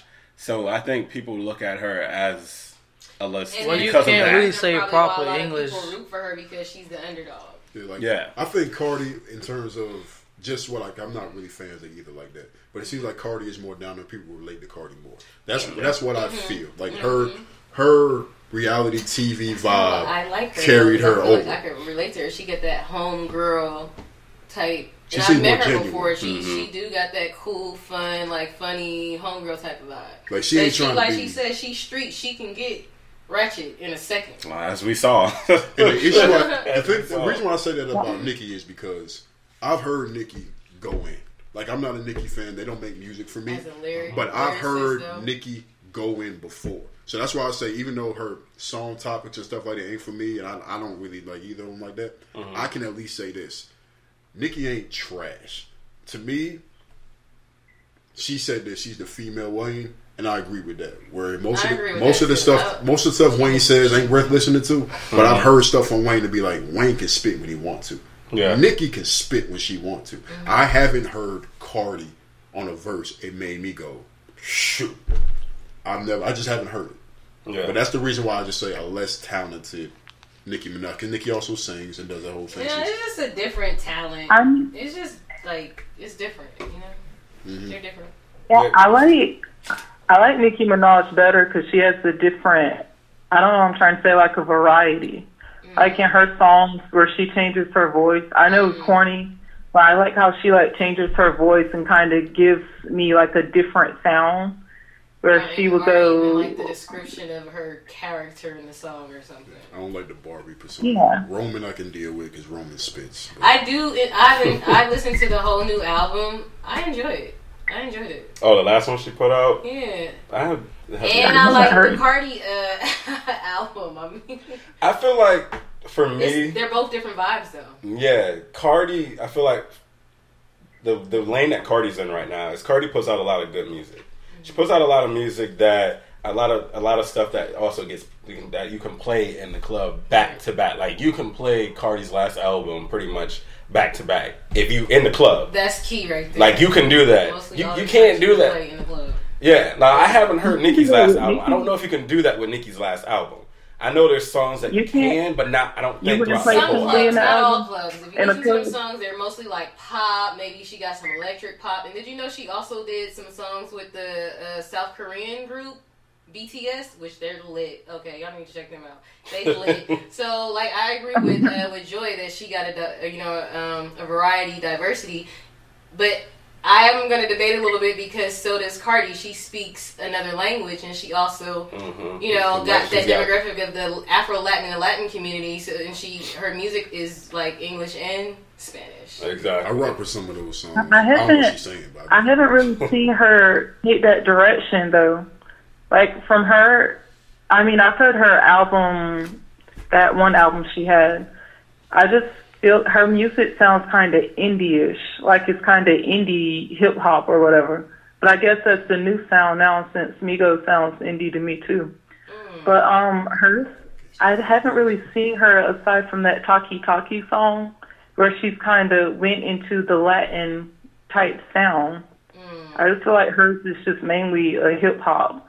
But I've never really, she's got good songs, so I've never really heard her. You're right, because even with the, what is it, reggaeton is reggaeton, and reggaeton is still like hip hop. So, yeah, okay. Yeah, I agree. I just haven't heard her with the reggae thing. But the thing about that is a lot of what Cardi does, and when she does go into the whole Spanish vibe, is and I could be wrong. I don't think she's actually put out like a whole Spanish album. I think a lot of the stuff that Cardi does, if it's in Spanish, is usually as a feature. Yeah. So she doesn't have a lot of work out there that's Cardi B. This is like like her Spanish song, like her song, and she's got people on there. Mm-hmm. She's usually the person that's featured on Spanish songs. Right. So when you say that you haven't seen that from her, it's just, and like I said, I could be wrong. There could be something out there that she's done that I don't know about. But if you're looking for that part of Cardi, you have to go and look up other songs that belong to other people that she's been featured on. True. So whereas with what we were saying earlier about Nicki does have that variety of music that she has on her albums that are her songs, being as, pop, K-pop, R&B, rap, old school, whatever she does, she has those songs in her catalog that are hers. Oh yeah, because for a decade, Nicki has gone pretty much unopposed. Like, I think a lot of the backlash Nicki is getting right now is because people are they want something different. Because Nicki's competition over her whole run has really been what? I mean, Lil' Kim, but she wasn't putting out anything. Like I'm saying, she's past her prime. We had the Iggy situation. Oh, no one really cared about that. Terrible. Oh my goodness, Azalea Banks up. Yeah, Iggy. No one really cared about that. Young M.A. made noise, but Young M.A. was kind of in a niche over here by herself. Yeah. That's why when people say, it's always speculation in terms of time and stuff like that. They're like, Nicki Minaj in the 90s with the Eves, the Foxies, and stuff like that wouldn't live. But that's just not the type of hip hop we have coming out right now. I can't really name too many dope female rappers other than like Rhapsody. I was about to compare the new females. Some of the new females like Suki Hana, Bratz Doll. Rhapsody's the only one I really know like that. She's dope. Yeah. I wouldn't even put her in this category because Rico Nasty's, Malibu Mitch, it's the new wave type sound. Like you were saying, the Migos, or who else described it? Joy described it as indie. Yeah, it has that indie sound. Is that what that's called? It sounds like indie rap. I mean, some people named it. What is it? Mumble rap. Then now it's like trap music, like trap rap, or you know what I mean. Mm-hmm. Then you got Rico Nasty. To me, sounds her sound is like rock rap, like punk rock rap. Mm-hmm. You know what I mean? She kind of got that rock punk rock vibe. But that's what a lot of the new artists are doing. They're incorporating other sounds into rap, into hip hop, alternative into rap. Exactly. And I mean, for some of them it works, for some of them it doesn't, but we won't know until we really start to see them blow up and their songs are being played on the radio back to back and commercials and stuff like that. I don't think a lot of people don't get credit. Like, there's a lot of dope artists out here that don't blow up because they don't have the right team, or they're not around the right people, or maybe they're not in the right city for what they're doing. Yeah, that's something I was talking about last week, about North Carolina and Virginia. There's a lot of potential talent between the two states, but they don't get enough credit when it comes to artists who have made it out there. And we were saying how J. Cole was bringing back the festival to bring highlight to North Carolina. Mm-hmm. The thing is, to help bring that put that spotlight on a state like North Carolina, to help these upcoming artists to blow up. I like the East Coast because you can go from North Carolina to the DMV area and then be in New York like in no time. That's really like hours, 6, 9 hours, and 2 and 3, like no time. Then you can go to Atlanta in like 5 to 6. Then from there you could be in Alabama, Mississippi, Tennessee, Florida. You could be everywhere. California, you go California, Washington, Oregon. My boy used to say the whole SoCal and Mexico. My boy used to say basically you got the East Coast, the West Coast, and in the middle a whole bunch of who cares. That's what my boy used to say. I was like, that's tough, man. But like you said, in terms of like what's popping and what gets mainstream, and kind of my issue with is, and maybe I'm in the old head now. It's just like you said, if music doesn't have that bop to it, it's just not going to get played like that. Like a lot of times, like cause I coach football, and so I talk to some of the younger kids, and they're just like, I started naming artists, and they're like, man, I ain't trying to hear all them words. I'm like, that just irritates the mess out of me when they're like, I don't want to hear all these words. I want to do this right here. And the thing is, I get it, because I mean, you know, I'm an 80s baby, grew up in the 90s, early 2000s. You know what I'm saying? That's when I came around. And we had our Yin Yang Twins. We had our Kings of Crunk. We had our stuff like that. Some substance. Exactly, because you turn on the radio, you would hear Yin Yang Twins, you know what I'm saying? Say it like a shout, say it. Exactly, but then on the very next track, you got Outkast, you got Jada, you got J, Tip, T.I.M., all that's going. I turn on the radio now, it's Migos and everyone else sounding like Migos, unless it's Drake. And then you got Kendrick and Cole. To me, Kendrick and Cole are the only ones big and mainstream really holding it down outside of just club bops. Yeah. That's just me. Like, the music's out here, but you have to look for it. If you just turn on the radio, you're going to hear Migos. And that's, to me, that's dope when I'm trying to get hype while I'm in the club. But after that, I don't really care. And that's and for, you know, for our age demographic, that's a lot of what it is. You know, we like to hear that music when we're trying to get hype. Yeah, you know, when we're in the club or when we're about to party or whatever, like when we're trying to get in that mode. But other than that, a lot of our age will go back to the 90s, early 2000s, late 80s, but we vibe on that, you know, like, and that's like with my younger siblings. Like, they'll get in the car and I'll be playing something, you know, from the 90s or early 2000s. They'll be like, man, you trying to listen to this? And they'll pop their earphones in. I'll be like, what y'all listening to? Oh, I'm listening to Lil Xan. Huh? Let me hear what you're listening to. And I'll listen to it and I'll be like, the music that they're listening to is dumbing them down. Like, the frequencies that the music is recorded and played, like, is literally like the brainwaves is dumbing us down.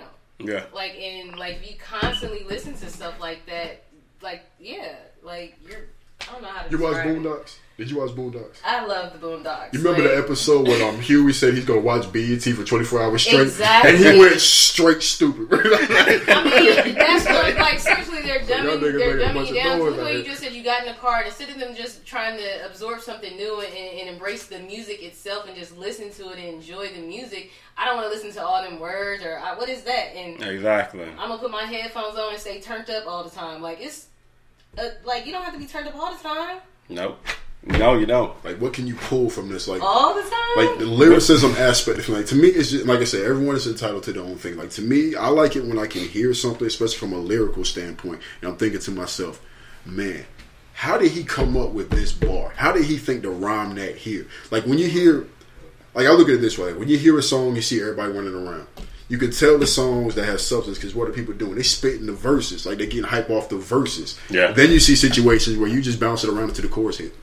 I don't know what they're talking about, but I know this chorus hit. And like I said, I'm trying to get hype. It is what it is. You know, I grew up on the DMXs and stuff like that. But when I want to hear lyricism, like something that can stick to you, something I can take from it, a message from it, or I can sit there back and be like, bro, I couldn't do that. Like, I'm not trying to say everyone can do everything, but I think a lot of times when it comes to being successful, especially in the music industry, is who you know, when you know, and you know what wave you ride. Not necessarily just in terms of talent. Network. But when I hear people spit certain songs, I'd be like, I could do that. Like, I mean, it's simple. It did not take that long to come up with this bar. 1, 2, 1. I live in a zoo. 2, 1, 2. I love kazoo. Exactly. Bam! We got it here. Hey, we about to go be millionaires now. Like 21 Savage sound like me and my boys freestyle in the basement. Like, we literally sound like that in the basement, making a bunch of noise and just going ball for ball with each other, playing around. It's about 5 seconds on that, boy. But that's what it is, you know. We can't knock this generation because that's what they love. Yeah, you know, it's and their generation. I mean, exactly, it ain't for us. Everything ain't for everyone. So, yeah, and we learned that the hard way. Yeah, because I don't want to sound like the old guy, but I guess the reason why I don't consider it me just being old, because I've heard artists in this generation I thought were just absolutely monsters. Like, in the newest one, I can't speak so much. But like you said, the Coles, the Kendrick, we were older when they came out. I think Logic is beyond dope. Yeah, Logic, yeah. Like, that young Sinatra. The girl from here, isn't she from Durham? The girl you mentioned. Rhapsody? Yeah, isn't she? Where's she from? Charlotte, where's she from? Raleigh. Oh, she from? Yeah. Yeah, she went to NC State. I did not know that. Me neither. Well, see, I'm not from here, so I didn't know. Yeah, she rep North Carolina. People don't even talk about her, and she dope. See, she need to be put on a platform. She should probably outrhyme Nicki and Cardi. You feel me? So, yeah. The issue is she don't look like Nicki and Cardi. That's a whole other issue. Like, it's what's known people say gonna sell. They sex want sells. Sex sell. But I like other stuff. I'm the alternative, so I'm still gonna go with the other stuff. Yeah. All right. To go into next subject of politics and everything, there was the shooting in, was it Philadelphia? The Pennsylvania. Pennsylvania. Pennsylvania. It was one in North Carolina. Oh yeah, there's some dude. The white dude at school shot up the school, shot up his class. What he did was it was a fist fight between him and a dude, and then he pulled out a gun and shot old dude. It wasn't one of those situations where he just ran and said everybody got to die. Why would you bring a gun to school? I don't know how he got it in. When was it? Well, there's no metal detectors in most schools, so he probably just walked in. You already know what it is. If it was in the, you know what I'm saying? But the thing that say what it was. Say what it was. That's terrible. It looked like us. It wouldn't have happened. But how other people get injured if he was just after some one person? They talking about other people's injury. You know how the media don't lie. The newscast I seen. I know the one dude died. Several people was injured and one was dead. Yeah, one dude died. They told me what they said was the incident was fist fight between the two. Yeah, and then he pulled a gun out and let shots go. But it was directed towards he was fighting. It wasn't like Billy came to school with a AK and started shooting. It said everyone under 6 feet got to get like another school shooting. But the thing that I wanted to talk about is the man in the White House response, and there's two responses that he said that was kind of questionable. One, he was talking about veterans and the ones with post-traumatic stress said they weren't strong enough, and then he said that was the stupidest thing ever. Like, they've been through so much. What do you mean they're not strong enough? They've been through so much. They don't killed, seen death, like. And he a draft dodger. That's the other thing. He a draft dodger. And he's the one that's talking about being patriot and everything. And then the church shooting, he blamed the church for not having guns in the church. In the church, I couldn't believe that's a place of peace. Why would you even be thinking we need to have guns here? I couldn't even believe that came out of his mouth. In a synagogue, like really. And they told him he wasn't welcome there, but he still came and everything. I heard that too. City officials don't come through. Yeah. And he still went. Disrespectful. This man. Disrespectful. Number 45. Because I can't even call him number 45. There's a third thing too. The guy that was sending all the pipe bombs, he did it because of Trump. He calls Trump like his father or something. No, you can't blame people. You can't blame Trump for what people do. Okay? You can't do it. Remember, you can't. Who said that? The person might quiet right now. The person who said they ain't saying nothing. I'm looking in the speaker. It's crazy because it's almost literally like a mental issue going on. Like, since he came in office, like all the... I'm going to say nationalists because that's what he referred to himself as, which is also... Which is another thing. Yeah, he just accepted that term. Associated with. Those type of people feel like they can really be themselves now and there's no backlash or repercussions to it. And they are showing out. I said that. Seriously, come on. He reinvigorated a whole voting base. They hella bold. They bold enough to... I seen a clip the other day where dude is riding around purposely taunting black people so that he could shoot them. Riding around with his gun on his little scooter, old man with his scooter. Where he at? With his dogs. Taunting and calling people, racial slurs and stuff so he can get in an altercation and shoot somebody. He in Wyoming? Yeah.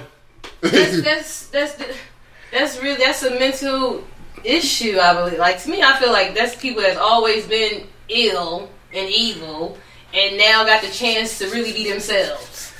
That all sounds familiar, doesn't it? I said it and I will say it again. As soon as that man became the head of the country, go ahead and pull up. He gave all those people, all of them, a reason to do everything that they do now.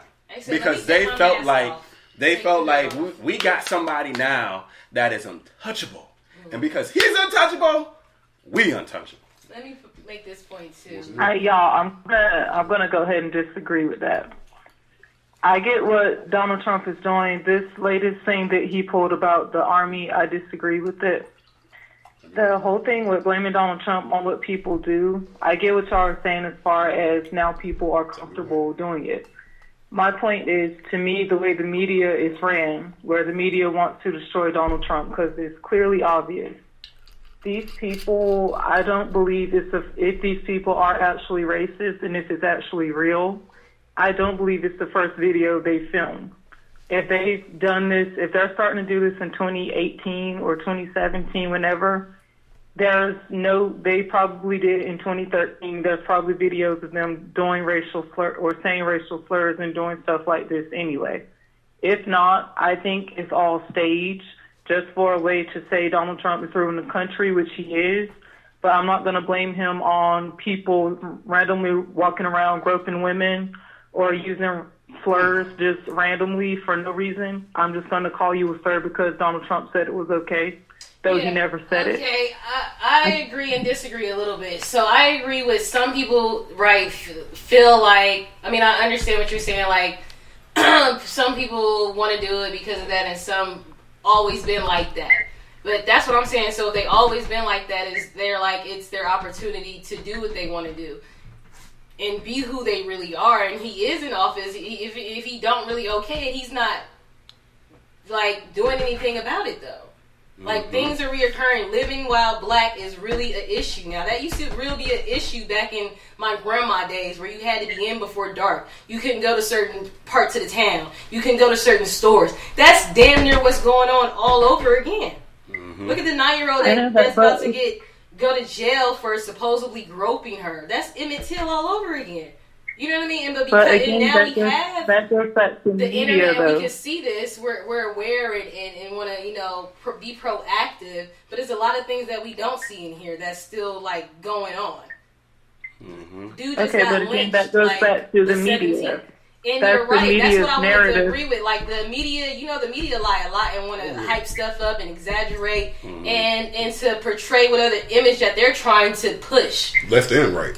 Like, for real, it could be something way deeper. And the whole back and forth, the black and white, I feel like they're trying to start controversy and a war between people so that we're not focused on what's really going on. Yeah.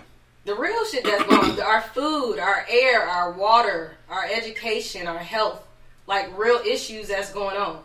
Because the thing is like this, the stuff that Trump does, the outrageous statements he makes, in the grand scheme of what it takes to run the country in terms of policies coming down, this is all just a distraction. Like they say, even with the whole football thing, Trump says things outrageous just to get people talking and to be mad about stuff that we really shouldn't be focusing on. Exactly. The stuff needs to be focused on what's going on these dockets. Go vote, but that's a whole nother conversation. That's why I tell you to go vote. Law he's trying to make to say that citizens, like people that aren't citizens that had kids here, that he's trying to make a law so that their kids won't be citizens. Exactly. If you're born here but your parents aren't here, it makes you not a citizen. Yeah. I'm like, that's what, you know what I'm saying? And then like even you said, like, piggyback on what you and George are talking about. Yeah, Donald Trump didn't create racism. But what you said is he emboldened those that people who might have been like, they racist, they say what they say, but I ain't going to be out here broadcasting, you know what I'm saying? I'm not going to run around saying niggas, you know what I mean? Exactly. I'm going to chill.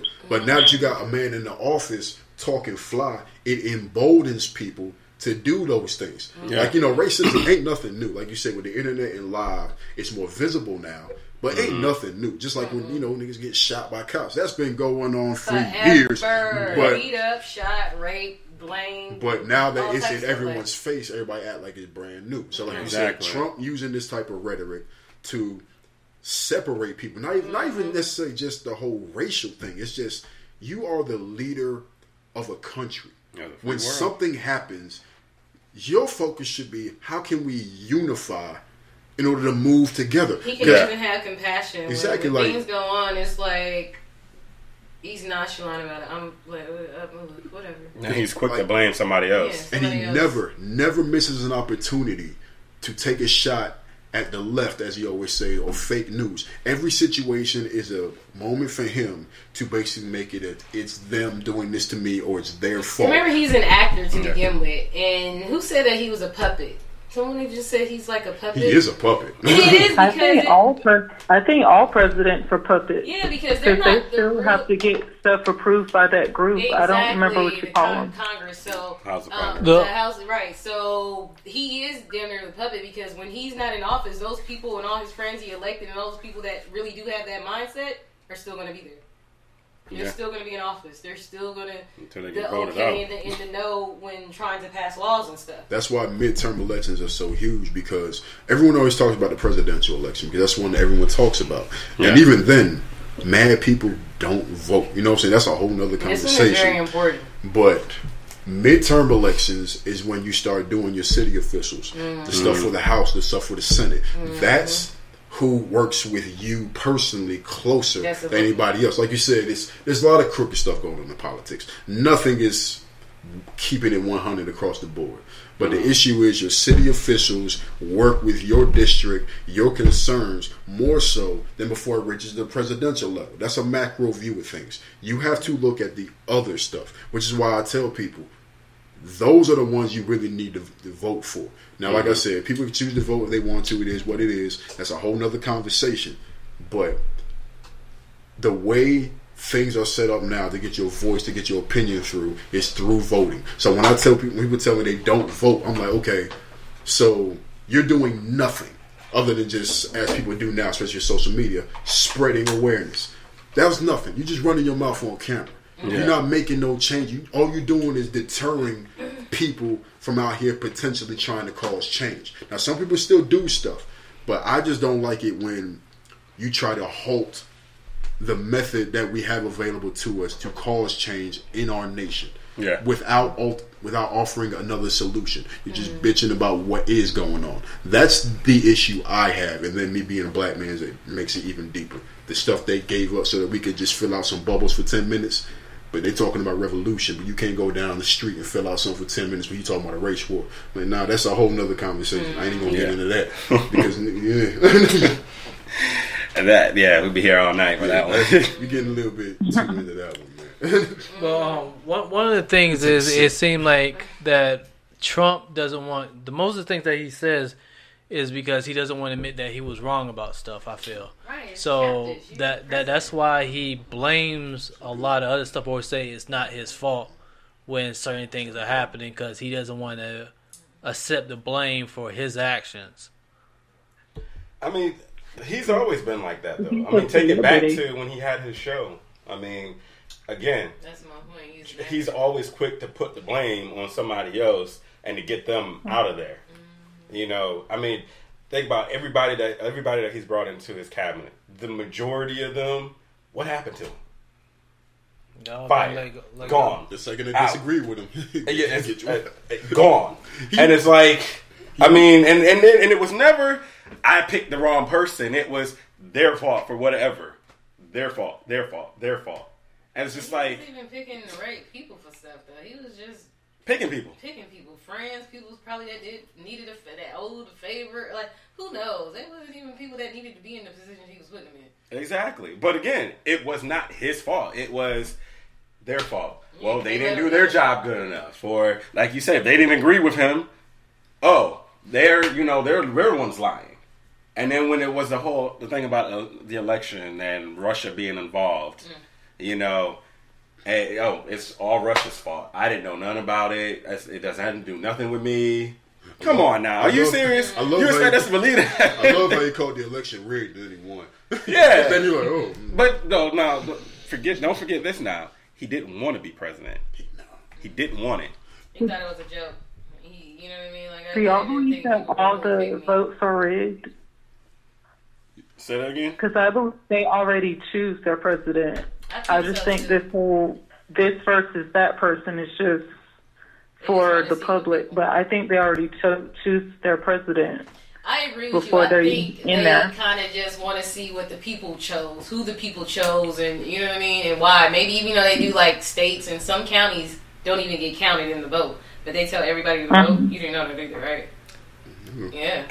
So it's kind of like I agree. I think they already like pick who they want, and they kind of just want to see who the people want to pick. The only one where the only election where that argument is just damning was the Gore and Bush one, because Gore won almost 90% of the popular vote. But then Bush still won. Like, how that? Because the way like I said, this is why I think the way the Electoral College works, for those that don't know, is still based on popular vote within the state that you're in, and then if they vote on one side, to get all those electoral votes. Just for anyone that's watching that doesn't understand how the Electoral College works. But I do think they need to do away with the Electoral College. We got a question. They said, do you think it's right to stop prisoners from voting? From who? From prisoners from voting. Prisoners? No. Is it right? I think they should. Yeah, I mean, they're people too. It actually, I mean, I was talking with somebody, I can't remember, this was a while back, and they were saying that stopping them is against the Constitution. It is, but also in the Constitution it says like once you become I want to say criminal, but basically they're defined as a criminal. You're pretty much a slave, and all your like human rights are revoked. Yeah, once you in that box, man. So it's like you're in prison, but they don't look at you as human. So your voting rights, you're not really a part of the population. You're not really considered your property. Your property. And you're also cheap labor. You're also cheap labor. Once you hit prison, like so many products you ain't got no rights. You in jail. We tell you what to do. What you talking about? Vote on what? To change what?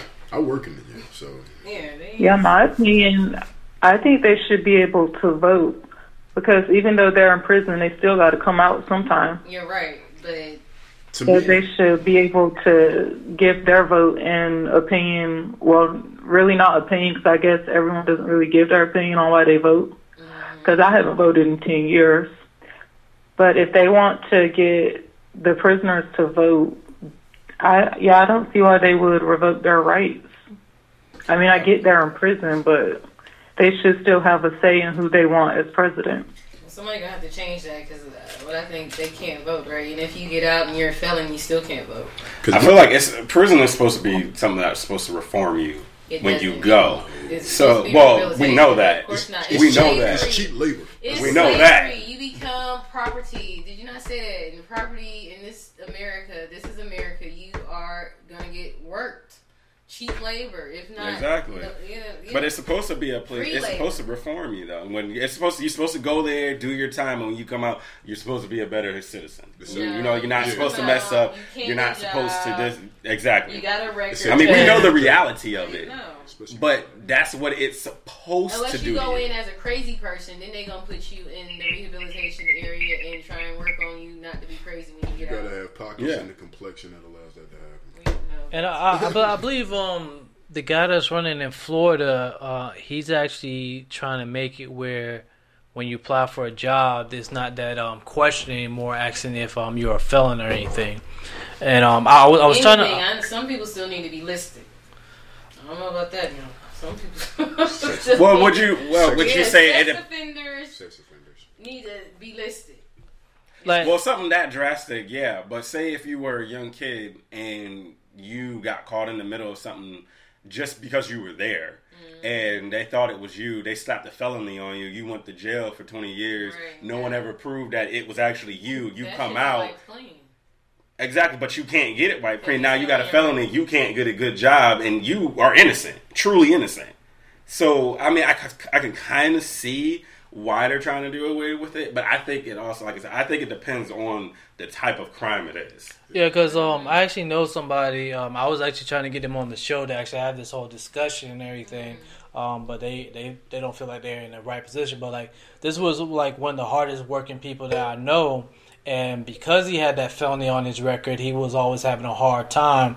But I'm not 100% sure. I think it's because of the time length.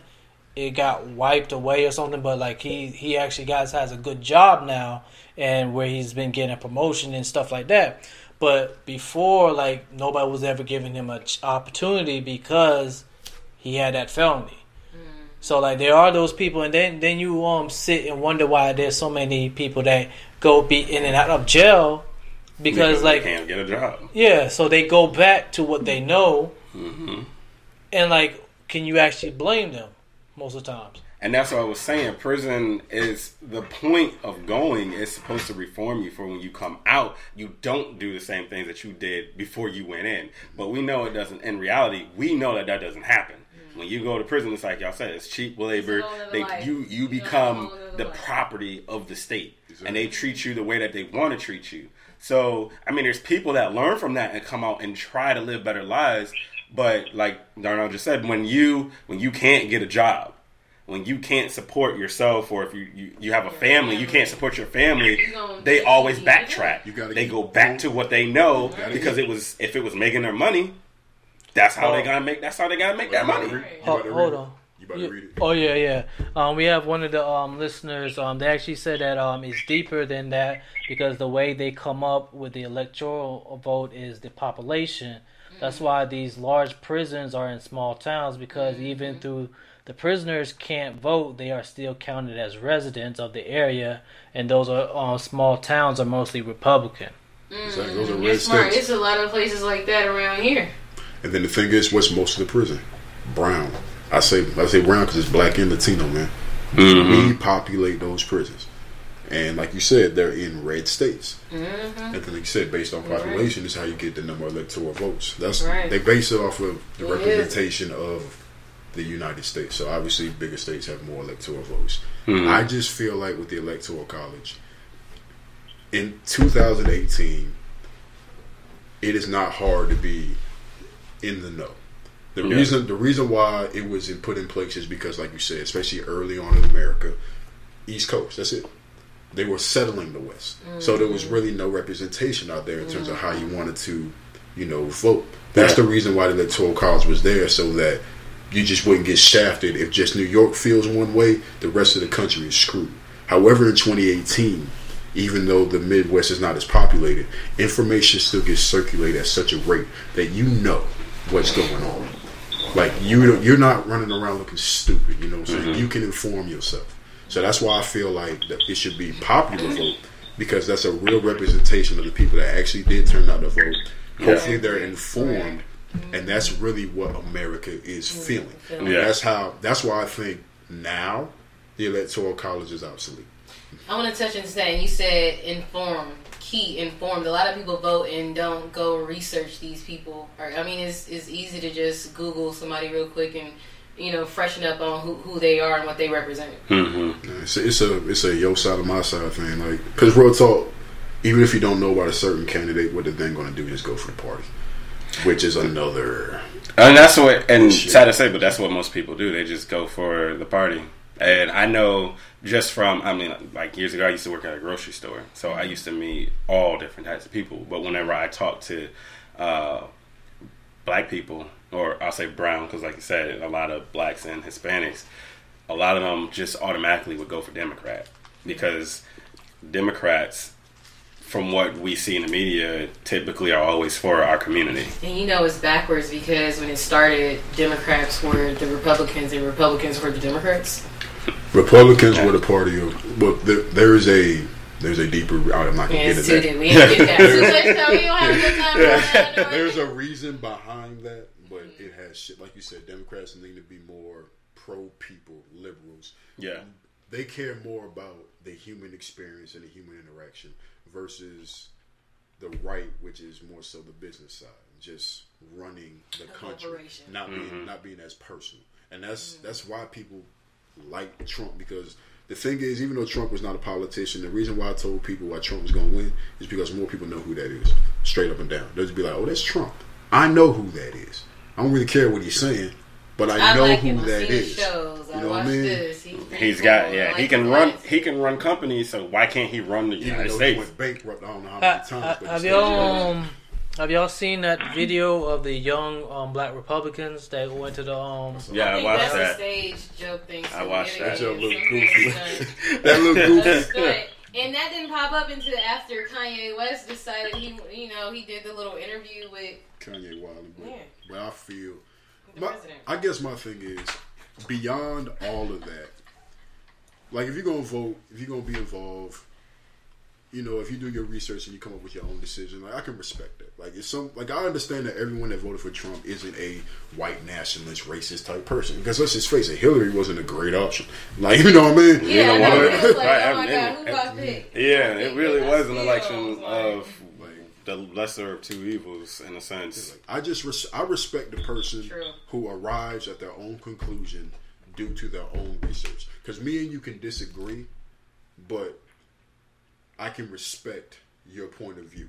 And I think that's the point that we need to get to. And that's the reason why I don't like Trump so much, because he makes it so much about my side versus you. It don't even matter. You're not on my side. Nothing you say has any value. You know what I'm saying? Yeah. Whereas my thing is like this.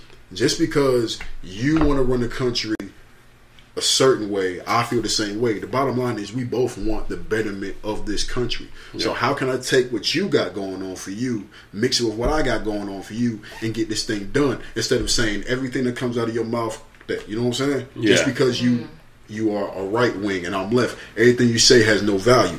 I don't like people that move like that when you're talking about making policies for other people. You know what I'm saying? Yeah. If you want some stuff for you, taking care of yours, you know what I'm saying? Street politics, you know what I'm saying? It is what it is. But if you in a position of power, you can't do that. And that's the reason why I just don't rock with Trump like that, because he takes that, if you ain't with us, you against us mentality. And that's why I think he's just not presidential. Like, the thing about Obama, and you cannot like his policies if you don't like him, the one thing he always did was he pushed for unity within this country. He never tried to further divide, especially when tragedy struck. Like and even though, you know, Bush has a lot of issues on him, he was never as divisive as this president is. He made a lot of wrong decisions. I mean, some of the stuff he did, he should be brought up on war crimes, because that straight up war was just basically him getting back at Saddam for going after his father. But that's a whole nother conversation. He never came out and tried to further divide the country within traumatizing times, just on some us versus them mentality. That's the part of Trump as a leader I can't rock with. I've never been in his position, but like you said, I've coached. That's the closest thing I can really do to it. Yeah. I have to unify this team. So I cannot divide this team. That's just how I feel about that. But we got Pretzel. She being real quiet though. You can't do that around. I know. I was like, I saw her she just got him. I seen him like, oh yeah, something smushing. I was like, I sense a disturbance in the force. We got food. And she was and she was looking at us like she's going in the back. She's reminding me of my son, looking at me like, can't you see me? Can't see me. Making all this noise. You don't see me. If I'm looking you in your eyes, you gotta look at me. But no, that's how I feel about that. I like to eat. Oh, I do too. I know, and the bad thing is he didn't even offer nobody now. Nobody. And he still ain't offering nobody now. There's one left. Well, these are good.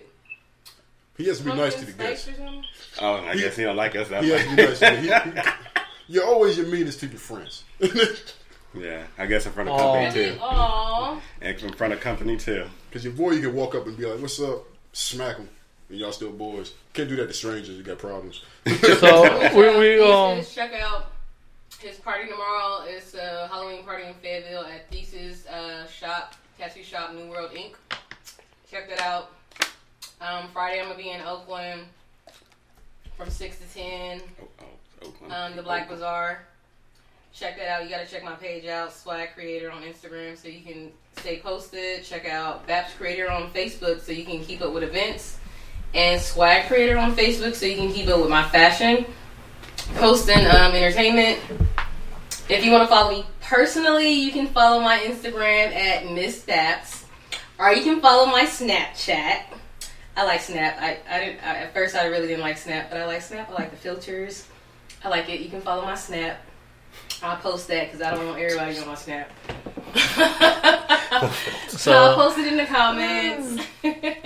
Just put some buttons. I wanted to add that in. There's some Minnie Mouse ears on. So you just predicted what I was about to ask you. Oh, and if you want to contact me for booking me for events, styling, custom products, jewelry, or anything, you can also email me at swaggcreator@gmail.com. And everything should be Swagg Creator. That's SWAGGCreator.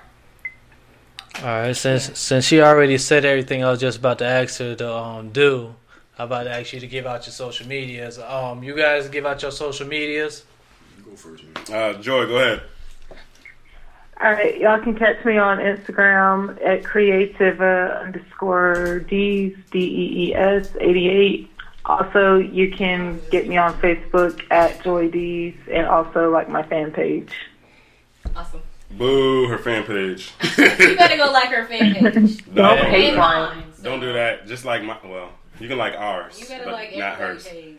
Good, Support, positivity, ain't great nobody- vibes, good energy. Yes, like everybody page. Nobody has been giving Ryan is a James hater. any nobody's been giving James any love. Yes, we have. I seen him. He only had like 5 likes. I mean, I just got my And that's I don't another lie. thing I that's don't show wrong. James Like, love. dude, is likes like money now? Is that the currency of worth? Like, how many likes and how many followers is that like what you're worth now? In this That's era, what it seemed like. in this people era, value you off your social media. in this era, it really does. It's like Because who money. you got to reach. I mean, I ain't gonna, like I said, I got a lot between work, studying, being personal. I got a lot of stuff going on right now, so I do need to give more focus to my social media following, especially as I'm trying to get in the fitness industry, and that's really when I'm gonna start kicking into that. But you can follow me on my Facebook, James Sanders, my name, my fan page, King James Version Volume 1. I'll give out snaps and Instagram once I get them pages up like that. Right now, it's very much personal. Personal, let's say it. Personal. You know what I'm saying? But I'm gonna get out there with y'all. What y'all got right now? I'm gonna come at y'all. Like, what was our last time we checked? 59, 60, 70, something. I'm a competitive I'm person. like somebody, my fan page. I'm a competitive person, so let's get it. I got to get it up some more. I stopped because I was trying to let them catch You're me. competitive a bit in a fun way. It's not like competition. I'm competing to outdo you. It's like, in a sense, kind of like. I want everybody to win. I give Joy all the flack in the world. But, you know what I'm saying? We all secretly like each other. We just tell y'all. We just show y'all that we hate each other. I always want y'all to win, but it's funny when we yell at each other sometimes. Yeah. Can't all be agreeing the whole time because then we have nothing to talk about. Exactly. We gotta debate a little bit. Yeah. Gotta argue sometimes. Yeah, but Joy, you still trash. Y'all can speak for yourselves. I don't like none of y'all. You still trash, Joy. Yeah, stay down there, number 12. Stay in 12th place. I'm gonna let you know, we do have to make a bet when the Saints come around to Carolina late in the year. We got to come up with some kind of bet. We should. Week 15. So is it like too much if I still want to see you in that crop top or no? I'm not putting on no crop top. You got to do that. That's hilarious. I got to give me a good laugh. I mean, if you want, Ezekiel Elliott, he inspired the crop top look. He made it okay for guys. No, it's not okay. Just because somebody did something don't make it okay. I ain't gonna do it. I mean, if you want me to walk around with my stomach out, just ask. That's all you got to do, man. Nah, we don't need to see all that. Y'all know where y'all can follow me. I'm still gonna think about Joy, it. shut. Let me get my stuff out there. Who are you talking to? Okay, all right, go ahead, Brian. Bars on you, bro. Oh, I got some for. Y'all know where y'all can follow me, King Cancer _1914 on Instagram, Snap, Twitter. My fan page is King Cancer 1914, and my personal page is Brian McClain. Just go and follow me, like all my stuff, support us. I did want to say something. Shout out to, it is Breast Cancer Awareness Month, so shout out to all the breast cancer survivors out here. We love y'all. That's why I have my pink on. And it's showing my support. So shout out to all you guys. Definitely. And it's definitely something that you need. For anybody who hasn't gotten checked, just please make sure you can get checked. Males and females. I know us males, we don't get it as much. But it's still something that we as males need to get checked out. So please make sure that you guys are getting checked out. No matter how old you are. Because you know with healthcare, some people, you ain't trying to go to the doctor. So Google on how to give yourself a self breast exam. Yes. In the shower. Yes. Read up on it. And just, check yourself. All right. And again, shout out to all the survivors. Matter of fact, shout out to all the cancer survivors. Like and share this. Yeah. Shout out to all cancer survivors. All just cancer survivors. all of y'all. Colon cancer. prostate cancer, lung cancer, brain cancer, everyone. So. And it's kind of crazy So- how they pick months to be like, what we gon' support this month when it should be all the time. It's the commercial side of things, but That's that money making side right there. That's that money. Like, yeah, That's they that get money. money. And also, do they donate? I swear, they do not donate all that money. No, they donate a percentage of the funds. American Red Cross got caught with that not too Millions long of dollars ago. still stashed away. So that's a So personally, I feel like you really want to do help and give charity. Go find somebody personally and help them. And find out how you can help them personally, 1-on-1. Some volunteering work. Somebody in your neighborhood got cancer.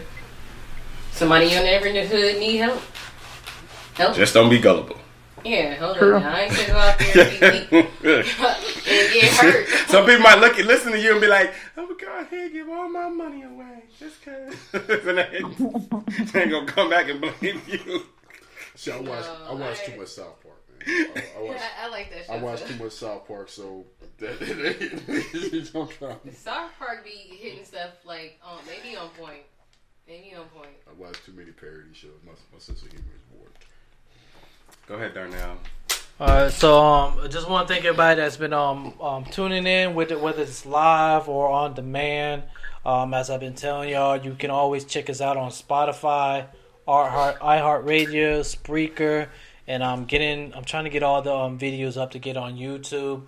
Also follow like our business page, Quarantine Enterprise. That's facebook.com/Quarantine Enterprise. On Instagram, you can follow my personal page, ill_Mackenzie. Our visual page, Quarantine_Vision, or just a radio show, Quarantine_Radio. That's basically it. Or just go to QuarantineEnterprise.com. That basically has everything on there. We're trying to work on blogging on the regular. Because I did listen to a couple new albums, and I was going to rate them and everything. I just been kind of busy and everything. Oh, yeah. And once again, we are coming up. We're trying to build a women's flag football team for the spring. Really? Let's get it. Yes, we are. I'm on. Hey. Miss Babs is there. Okay, Let's so go. so we have a recruit, I'm on right? spring, yes. Yeah, it gotta be more. I'm with that, and that's you said flag. Yeah, flag football. Yeah, that's where you snatch the snatch the flag. Yeah, I'm with that. I'm gonna let you know right now. I'm with that. I'm gonna let you know right now, though. I'm gonna work you. Yeah. Okay, well, we're I mean, running you work offense. out, that's cool. Let's get it. So if you know anybody else that want to play, I can right run the ball. Just don't throw it to me. Running back. You gonna have to. You have to like do like this. All right, so we'll keep you updated with that. And anybody else, just hit me up at info@quarantineenterprise.com. I'll give you complete details on how to join, because we're looking to start practice in February. So yeah, just hit us up. We'll give you all the details and everything. And other than that, one last thing. Make sure, we talked about it a little bit earlier, make sure y'all go vote. It is election time, so please get out here and exercise your right to vote. Go to your polls, wherever your polls are at in your town. Please get out there. It's really important. Don't procrastinate. So go do it. It's early voting until Saturday, so you got all up until Saturday to go early vote.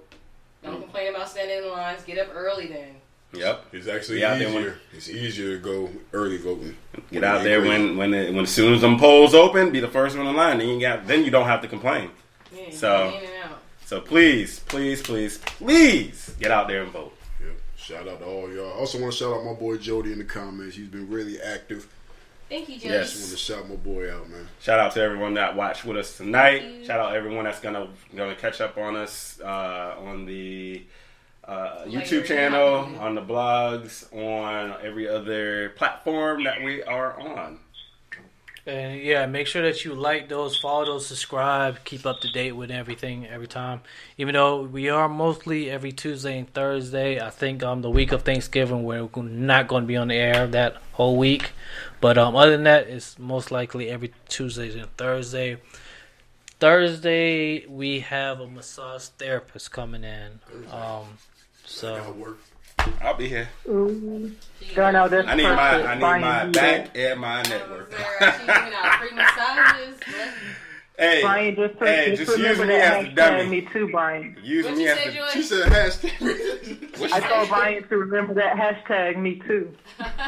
Hey, if anything, I'm the one that's gonna be using it if it gets too personal. Shoot, when I ain't gonna be hashtagging nobody. Use me as the dummy. Use me as the dummy. No, Brian, the same rules don't apply to you. See, Joy, it can never work like that for guys. See how they enjoy that? It's not. What are you talking about? I don't want. I have standards and hey now, I have rules too. I have couths. We have couths. We are gentlemen. That's what we do. We are gentlemen. You ain't got a lot of them. Hey now, if you get too personal, okay, that is a problem. Exactly, man. No happy endings on the show. Yeah, I just want to thank everybody once again. We'll see y'all Thursday. The show has been quarantined. All right. Peace. Hey, this is Nola Ada, and you are now rocking with Il McKenzie. Right here.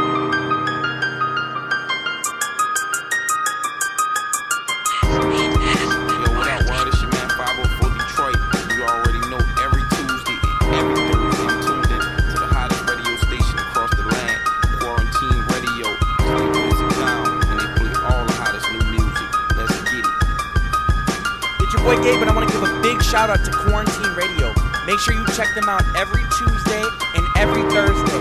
And thank you for supporting my new single, Down Low. I want to hear that new soul-free wisdom on Quarantine Radio. Yo, what's up, man? It's the Kid Swift, baby. Young Swift. One time for the check-in with my dog, my homie, Il McKenzie. Straight out of ATL, Georgia. And you know how we rockin' out here, baby. Let's get it.